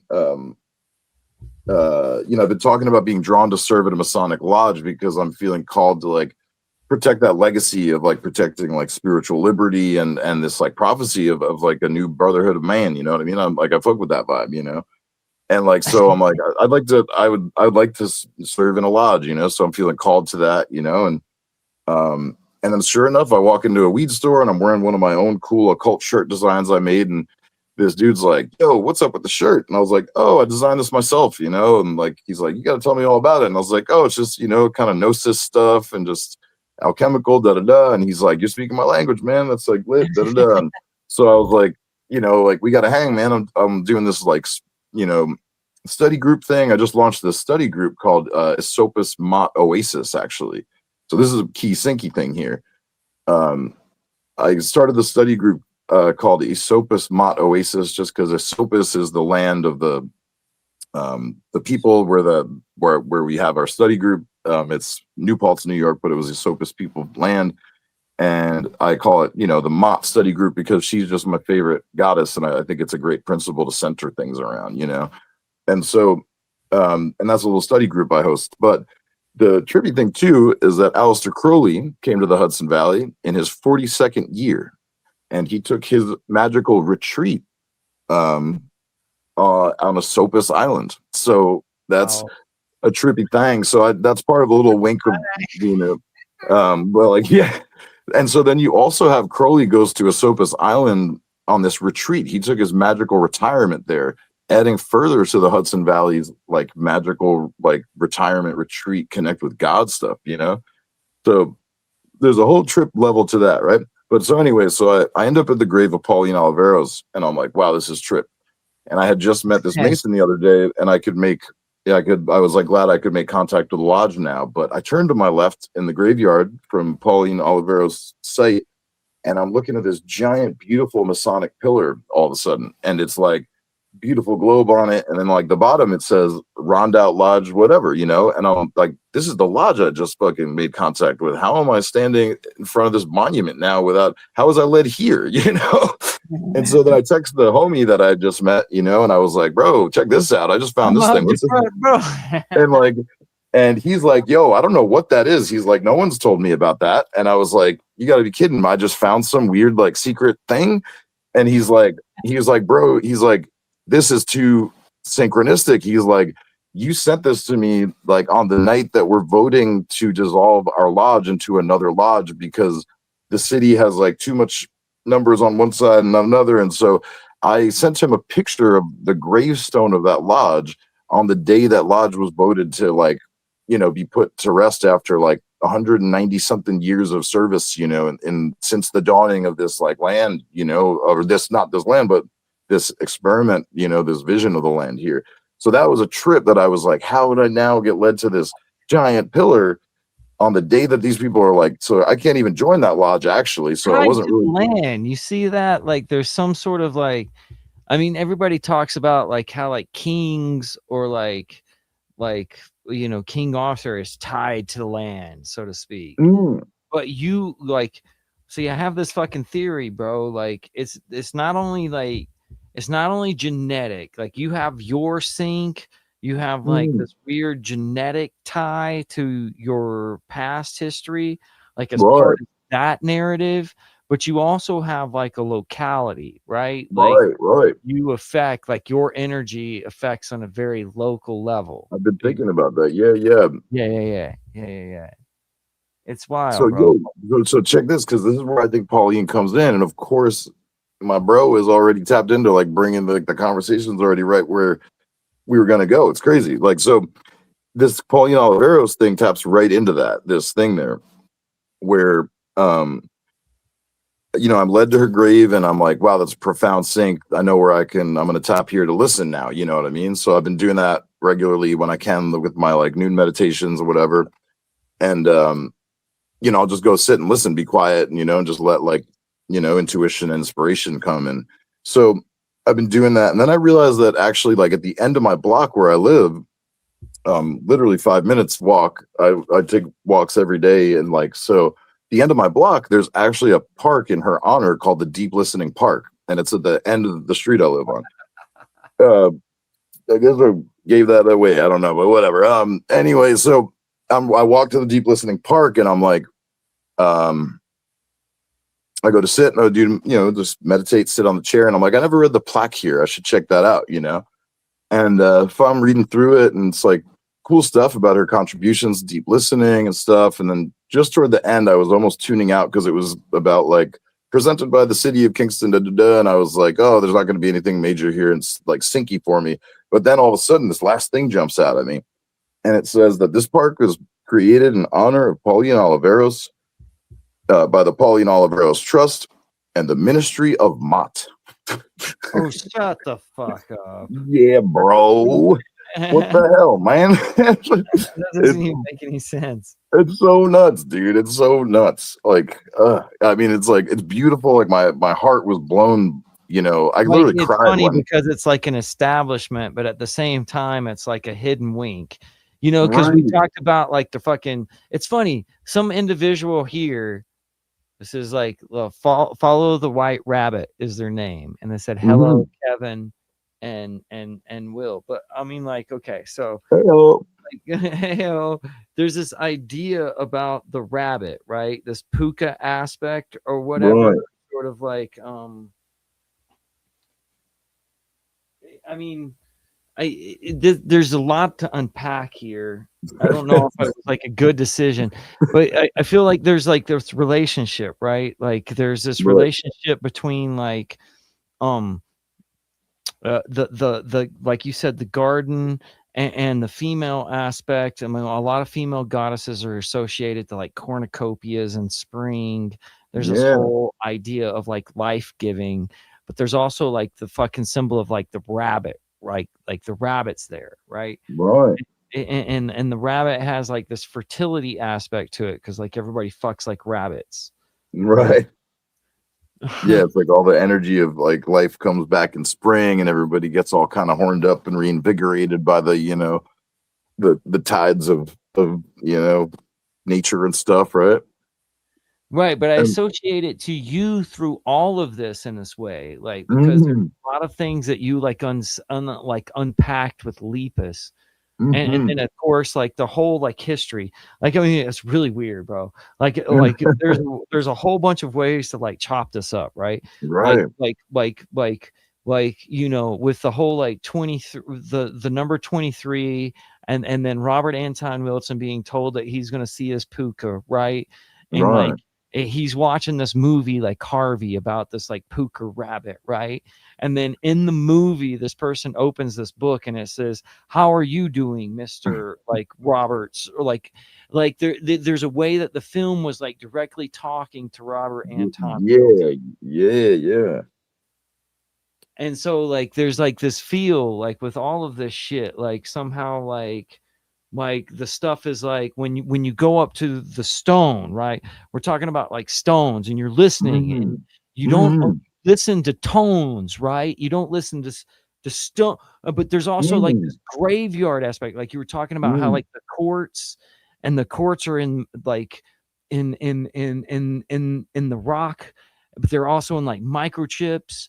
And then there's like Right. this fucking like way of focusing energy in the stones through this harmony of Right. rock, bro. You know, Mhm. like it's like this tone that doesn't fucking end. You get what I'm saying? But Yeah. like Yeah. at the Yeah. same time, you go there and it's like calling your name because there's all Yeah. this past fucking history you got with like Mott, right? And Right. so like when it's like fucking it's singing your song, bro. It's Yeah. Like, like in harmony with you right. in this fucking weird experiential way, Yeah. bro. And it's I've never known anything like that. You know what I mean? And it's like I that's where it gets trippy and that like I had a sync with this with the film Stranger Than Fiction a little while ago with Will Ferrell, that this is about that whole thing where it's like he starts feeling like he's a normal guy, all of a sudden his life gets interrupted by this narrator that breaks his like mundane life, and he like meets like a radical chick and suddenly starts realizing that his like businessman life is kind of empty, and then of course, he starts having syncs and like he's you know, it's always around his watch, it's kind of got that like white rabbit, like very late for an important date thing, and so in Stranger Than Fiction, it's all about like narrative and like reclaiming narrative and like um and there's a really interesting thing where like the whole thing is centered around him avoiding his inevitable fate that's being narrated by an external narrator, and he's got to go find her in real life because he found out she's real, and he's got to stop her from like writing him out of the story because she kills all her like male characters in the stories and whatever. So it's an interesting movie, but anyway, by the end of it, it's like he gets hit by a 42 bus and he Oh fuck, survives. that's Yeah. right. But that's Yeah. weird because Pharaoh's got 42s and other shit like Elf and stuff. But Elf is Yeah, kind of like yeah. And Elf like is a Step very Brothers. Oedipal Rex like tale, right? It's almost Mm, like he's following this inevitable prophecy of finding his way back to his dad or whatever. And so right, there's right. this prophecy, but I like fucking think like you said it, like narratives, like There's like this confirmation of being like 42, seeing the reverberation of the 42s in your personal narrative is like a confirmation that you're in a story, right? People write stories, right? And if you're going to write a story about a dude, you're going to write his name to mean something. You know what I mean? Like, but that happens with like real people. That happens like, that's like what syncheads do. Like, oh, this person's name means this and this. Right, and this. right. You like break it down etymology wise and shit like that. Because, but I mean, that like happens in real life with like people's like birth dates or death dates, and all of these things like fit somehow like in a narrative that we go back and we're like piecing apart, like I think it's part of a novel. I mean, because people do that to novels, right? They look at the novel and they like piece apart, like the fucking movie Misery, right? Like where she gets obsessed with the fucking people. I bet you there's a 42 in that shit too. I guarantee you there is. It's like you know, it's gonna smack somewhere.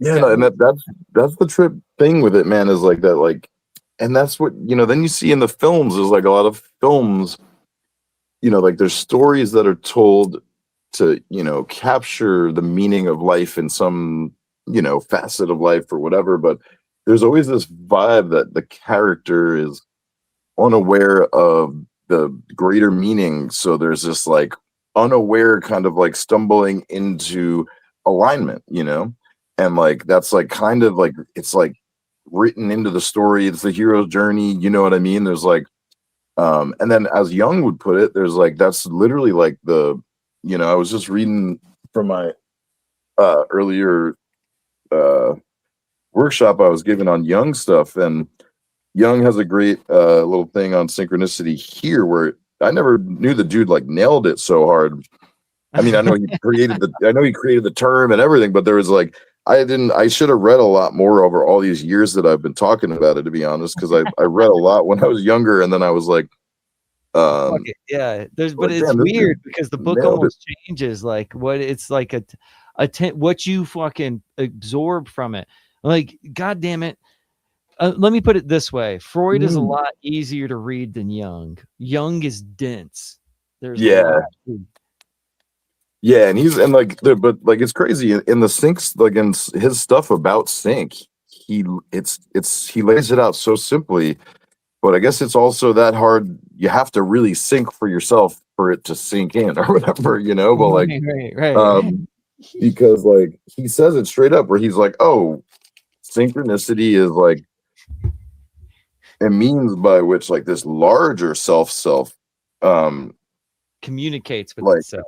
It creates the individuated self with a unique individual psyche, and then that unique individual psyche has its own ignorance to the larger self that is like then released through consciousness, and that becomes the discovery of the meaning of life and the path and the alignment thing, you know. So like Jung kind of laid it straight out in this quote I was reading earlier about how like to sync is to dissolve into place, kind of like, you know, like and like it's like but it's like, but consciousness has to like play the right games in order to dissolve itself based on your psyche and like your journey back toward wholeness or whatever that is, you know. So like that's where the hero's journey is different for every consciousness that's reintegrating to unity, you know what I mean? Like I was talking to Jake about this, about how the I Ching contains really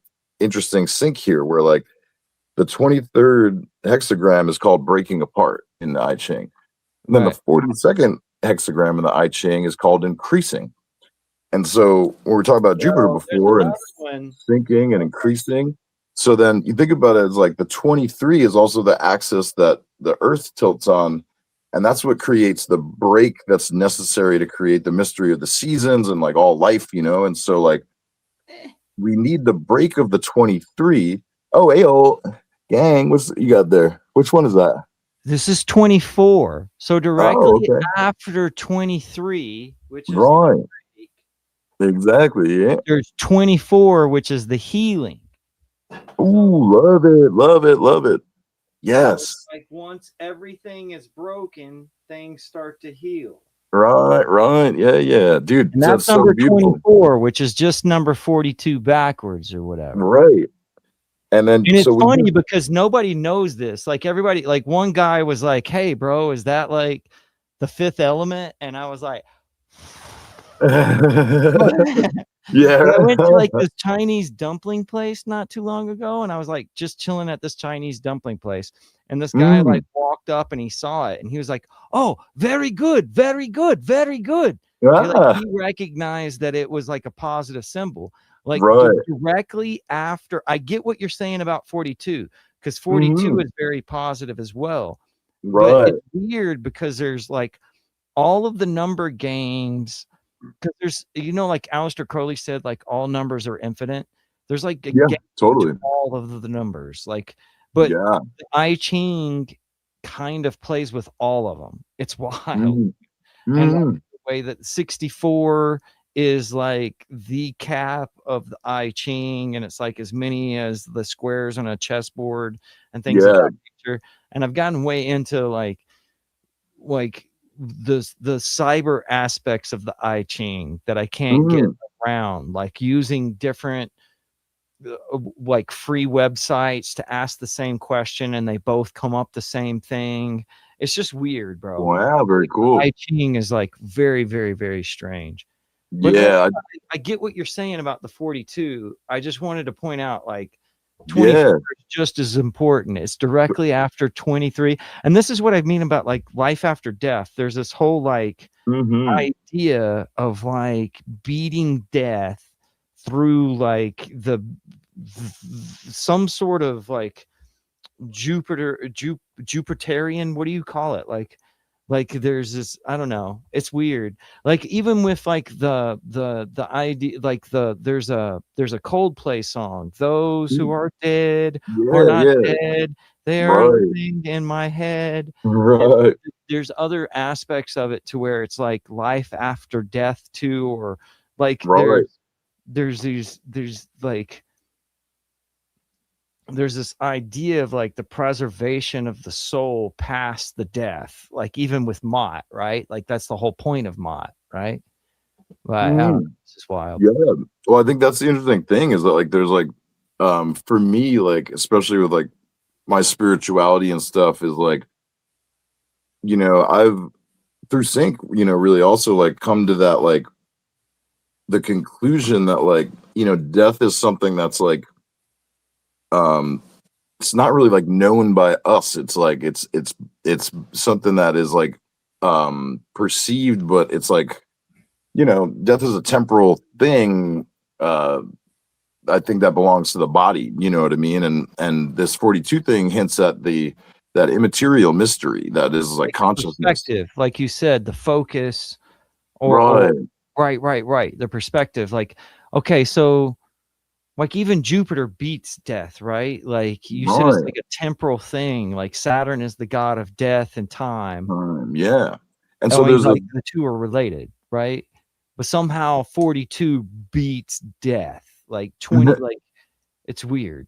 it's cool because it's like it's the 24 backwards. So if it's like you almost think about it's like seeing behind the veil of daily life in a sense. It's like the inversion of the 24 hours is the somehow like if you want to look at the 42 as the underworld, it's like the if you're looking on the other side of the mirror, Well, like like yeah, a full 24 hours is like it beats death, right? Like there's yeah, like it's like real death. Wow, that's fucked up. right. Yeah.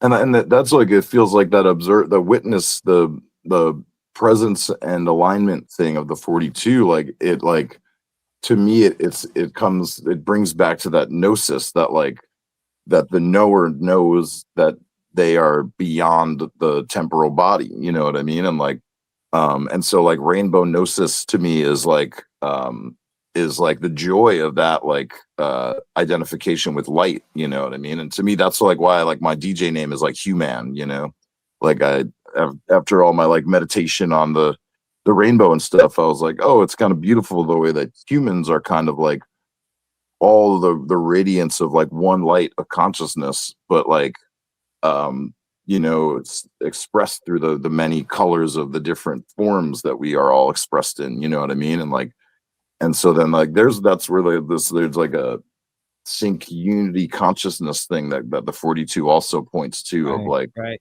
There's a everything being unity in the authorship, like you said, even if it's sort of like intentional by some evil cabal, it's still based off of a natural process. So in some way, we're all like, there's a unity to us all saying, but the reason we see it in so many places is because we're all in agreement.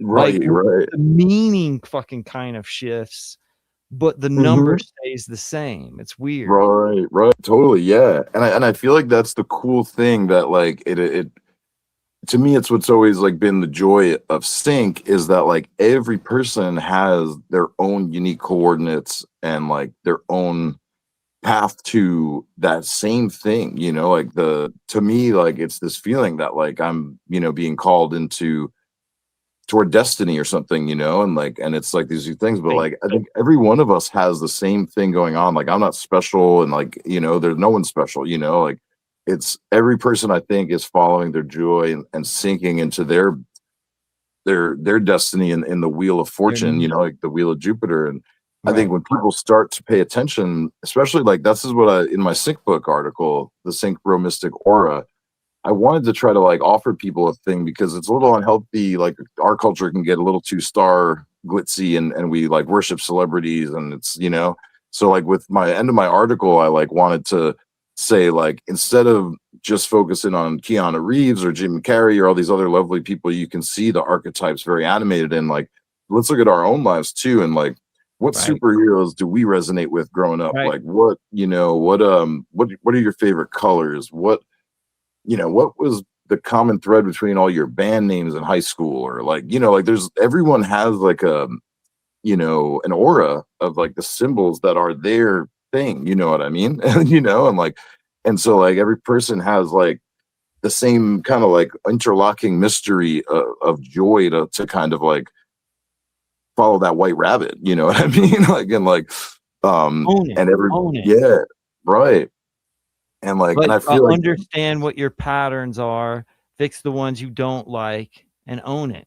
word. Yes. Yeah. Like I like that like that vibe of alignment, you know what I mean? And like, and to Right. me, that's where the 42 and the mott thing comes in great, because the Egyptian thing of the 42 principles is like, I'm not saying that everybody should like think about the 42 principles all day, every day or whatever, but that there is something there that like, if we live in pure, like loving alignment, in our with our in our truth and in our path, which like I really don't think anyone's path is to like uh to interfere with one another's, you know what I mean, to hurt anyone. I don't think I'd love if people didn't feel compelled to do that, but like I think if people stop and follow their truth and their heart and their sync, like there is Right. a beautiful world that is trying to like to be embodied there, that like um you know it's like it's coming to form, but it's like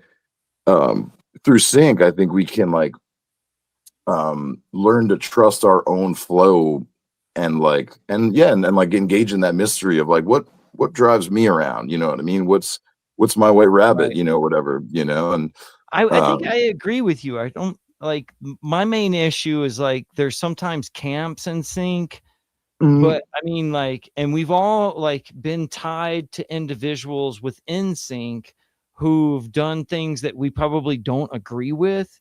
But there's a mhm, thing though, it's like there's certain things that you agree with on those people, with those people. Like they might mhm, have had some insight or something that they have said that like that was like not a sync that you owned to begin with.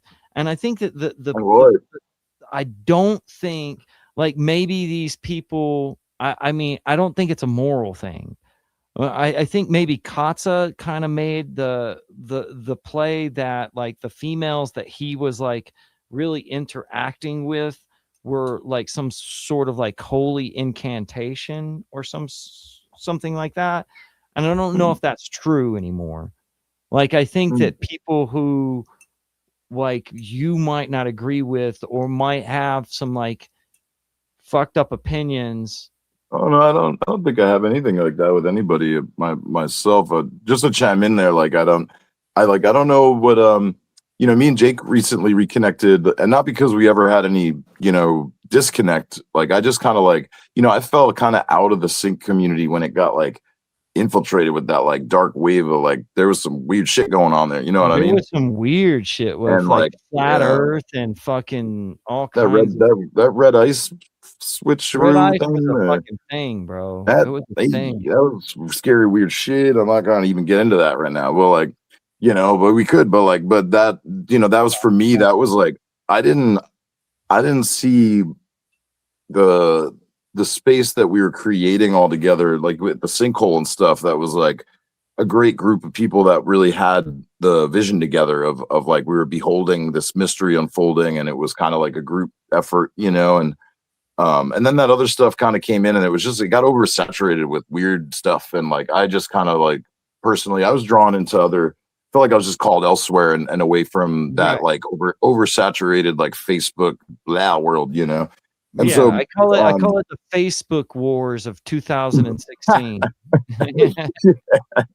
yeah, and I did, you know, I did the disappear, you know, and like, and you know, I remember there was a minute where I remember like Jake had started doing some kind of unique art that he was like NFTs or something, and like Right. there was a moment where I was kind of confused, where I was like, oh no, is like sync becoming like an owner thing, but it wasn't like that. That wasn't anything Jake was doing. I was like, in a moment, I was like, kind of like, oh, is sync going in a money direction? But that's not what was happening, you know.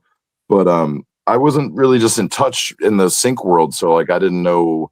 I haven't really kept up with much, you know. But in the past like year or two, I've been feeling called back to, like I said, start writing this book, and I got back up with Jake, and you know we're still just as in sync as ever. You know what I mean? Like I Yeah. love Jake. I love Jake's a lot. Like we've only gotten to catch up just maybe for the 2 hours that we just caught up, but you know, it was delightful, and like you know we have, you know, really pretty totally the same vibe on sync, man. This vibe that we're kind of alive, you I know, don't in fucking the I body feel of like the God, you sync know. really hasn't changed, like, the feel hasn't changed. It's just, like, kinda Yeah. everybody, like, pulled back a second, you know what I'm saying? Yeah, yeah, and I think that was important. You know, it's kind of cool. I was talking to Jim about this today too. I just so happened to connect with Jim for the first time in like 10 years today. You know, like it was really Oh, wow, cool. that's awesome. Badass. Um, Like, y- 421.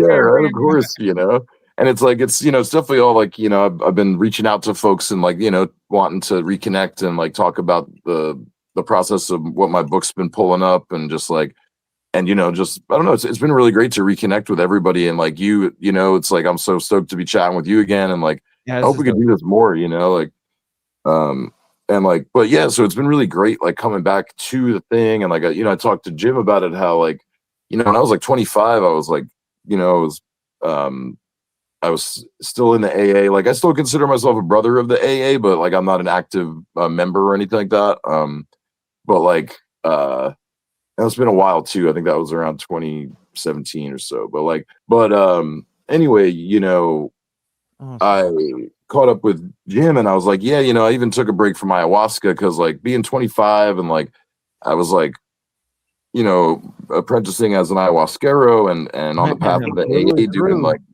you know ceremonial magic on a deep level, and like I just got kind of like alienated from my peers in a way where I was like I got to come back down from the mountain, you know what I mean? Like I went up to get everything I needed. I got my perspective, and I got my like my heart, you know, or oriented, you know, whatever, and like so I kind of like decided to step back from the ayahuasca stuff and like and not pursue the path of you know the ayahuasquero thing, you know, like where I could share healing with people, you know, which I Right. may still actually shift back into that lane eventually, but like and start working with the medicine again. But it you know, it was I mean, important for that me might to be oh, shit, man.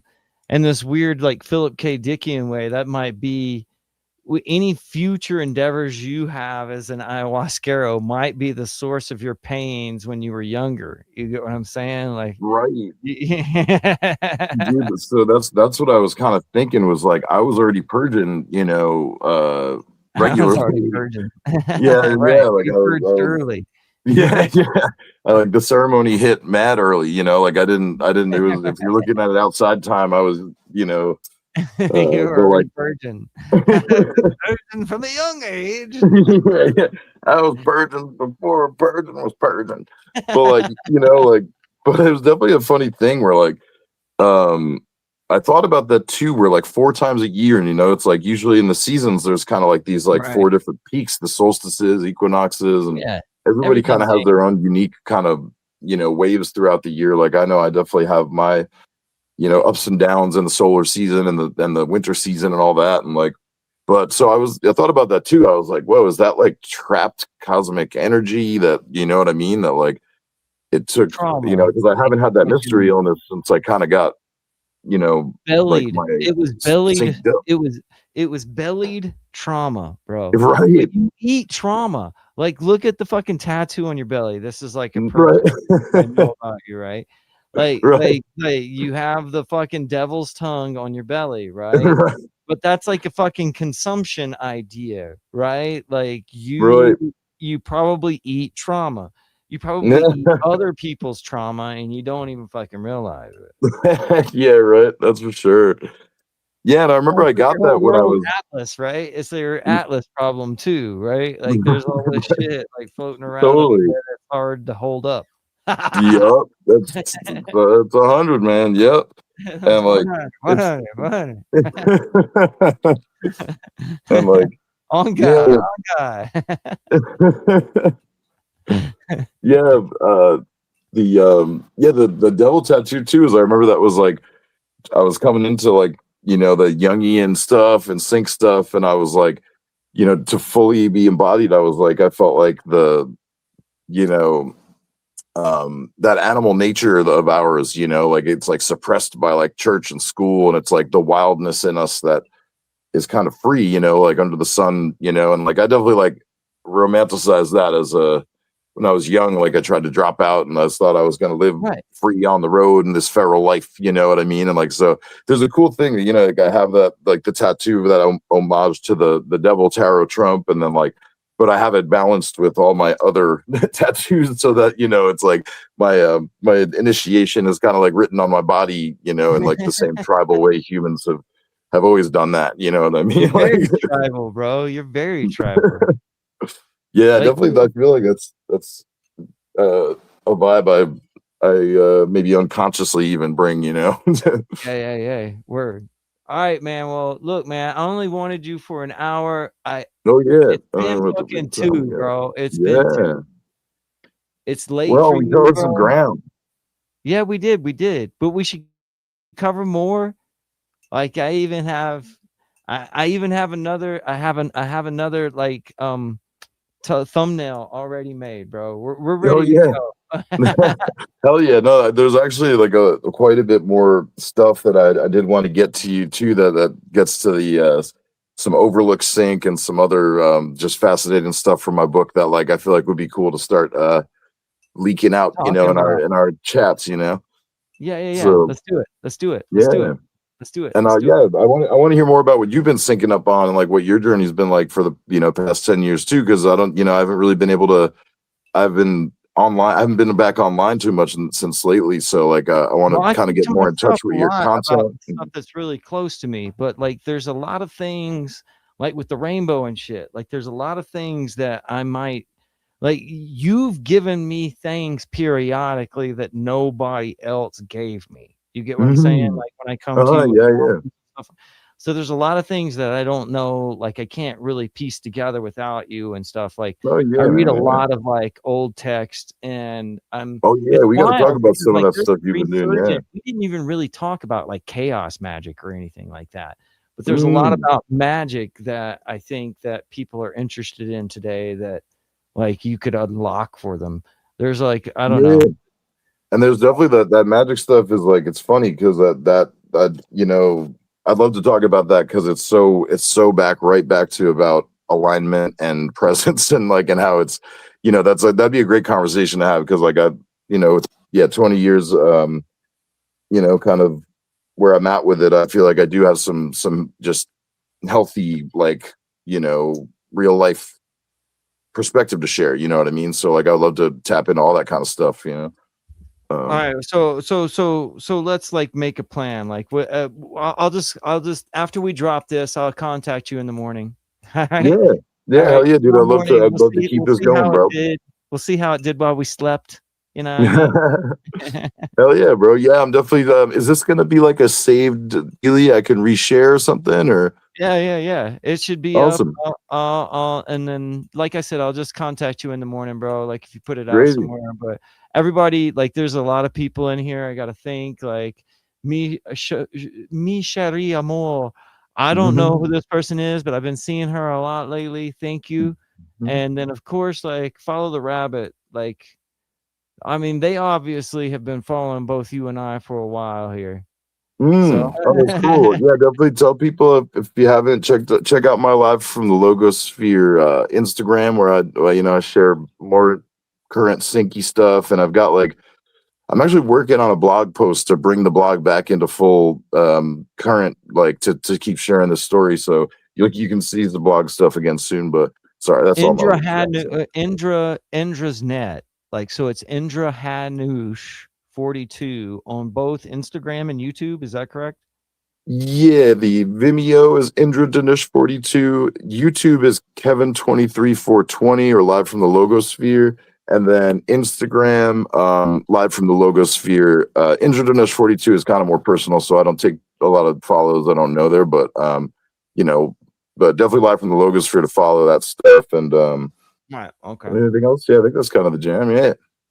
Yeah. I love you, dude. It's been a long Yeah, much time. love, bro. Really can't wait to keep just chatting and hearing what you've been up to too, man. Soon enough, my friend. Soon enough. Yeah, can't We wait got to a hear. long road to hoe, man. Like, I'm doing this for a reason, bro. There's like a Yeah. curriculum here. There's like certain things and certain concepts a lot more people are going to understand. And I'm just basing this off of personal experience. Like we were talking about Hmm. earlier, a lot of the things that we were into in like 2008 and stuff are like common knowledge now. And Right. we've learned a lot. I've made a lot of bad decisions, like stuff on like Epstein Island and shit like that. I kind of like maybe didn't think was real. And like I have a different opinion now. Like everything's possible. Mm. Yeah, I mean, for sure, there's a lot to cover, We're living Much in love to crazy you. times, so a lots to tap into. I've been subbed to you both for a long time. See how she used the 42 in there? Oh, love that, love that. I'm gonna have to check out the accounts and stuff. Is there gonna be? I guess yeah. I'll keep an eye out here. If I'd love to follow other folks that are from the scene here, or whatever. Cool. Yeah. I'll talk to you tomorrow, okay, man? Hell yeah, Thanks, brother. everybody. You guys, please, if Such a you're just pleasure. checking Cheers to this out, everybody. Be blessed. all right, be cool, guys. Stay aligned, See ya. gang.